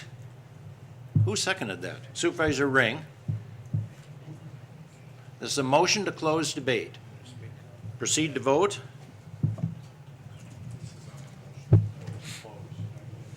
This is the end debate, not the resolution, correct? This is a motion only to close debate and proceed to voting on the resolution. This requires a 2/3 vote, as I indicated. And it does pass with a 2/3 vote. Discussion on the question is ended. The question in front of us now is the original resolution, which is unamended. You'll recall, procedurally, there were 2 amendments, both failed. We have now voted to close discussion. Discussion is over with respect to the question in front of us. And that question is, resolution affirming Chapter 77 Annual County Vehicle Registration Fee of the St. Croix County Code of Ordinances. Now, if you were keeping track, originally this came on a motion from Supervisor Peavy and a motion by Supervisor Osnes. So now at this point, I need your second in, Supervisor Osnes. Are you prepared? Yes. Board members, proceed to vote on the original resolution.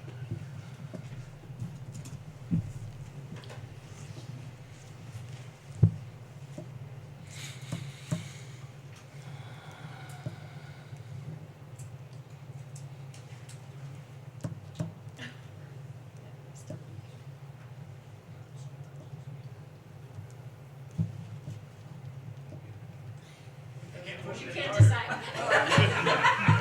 I just wanted to lay everybody out. I can't get her to go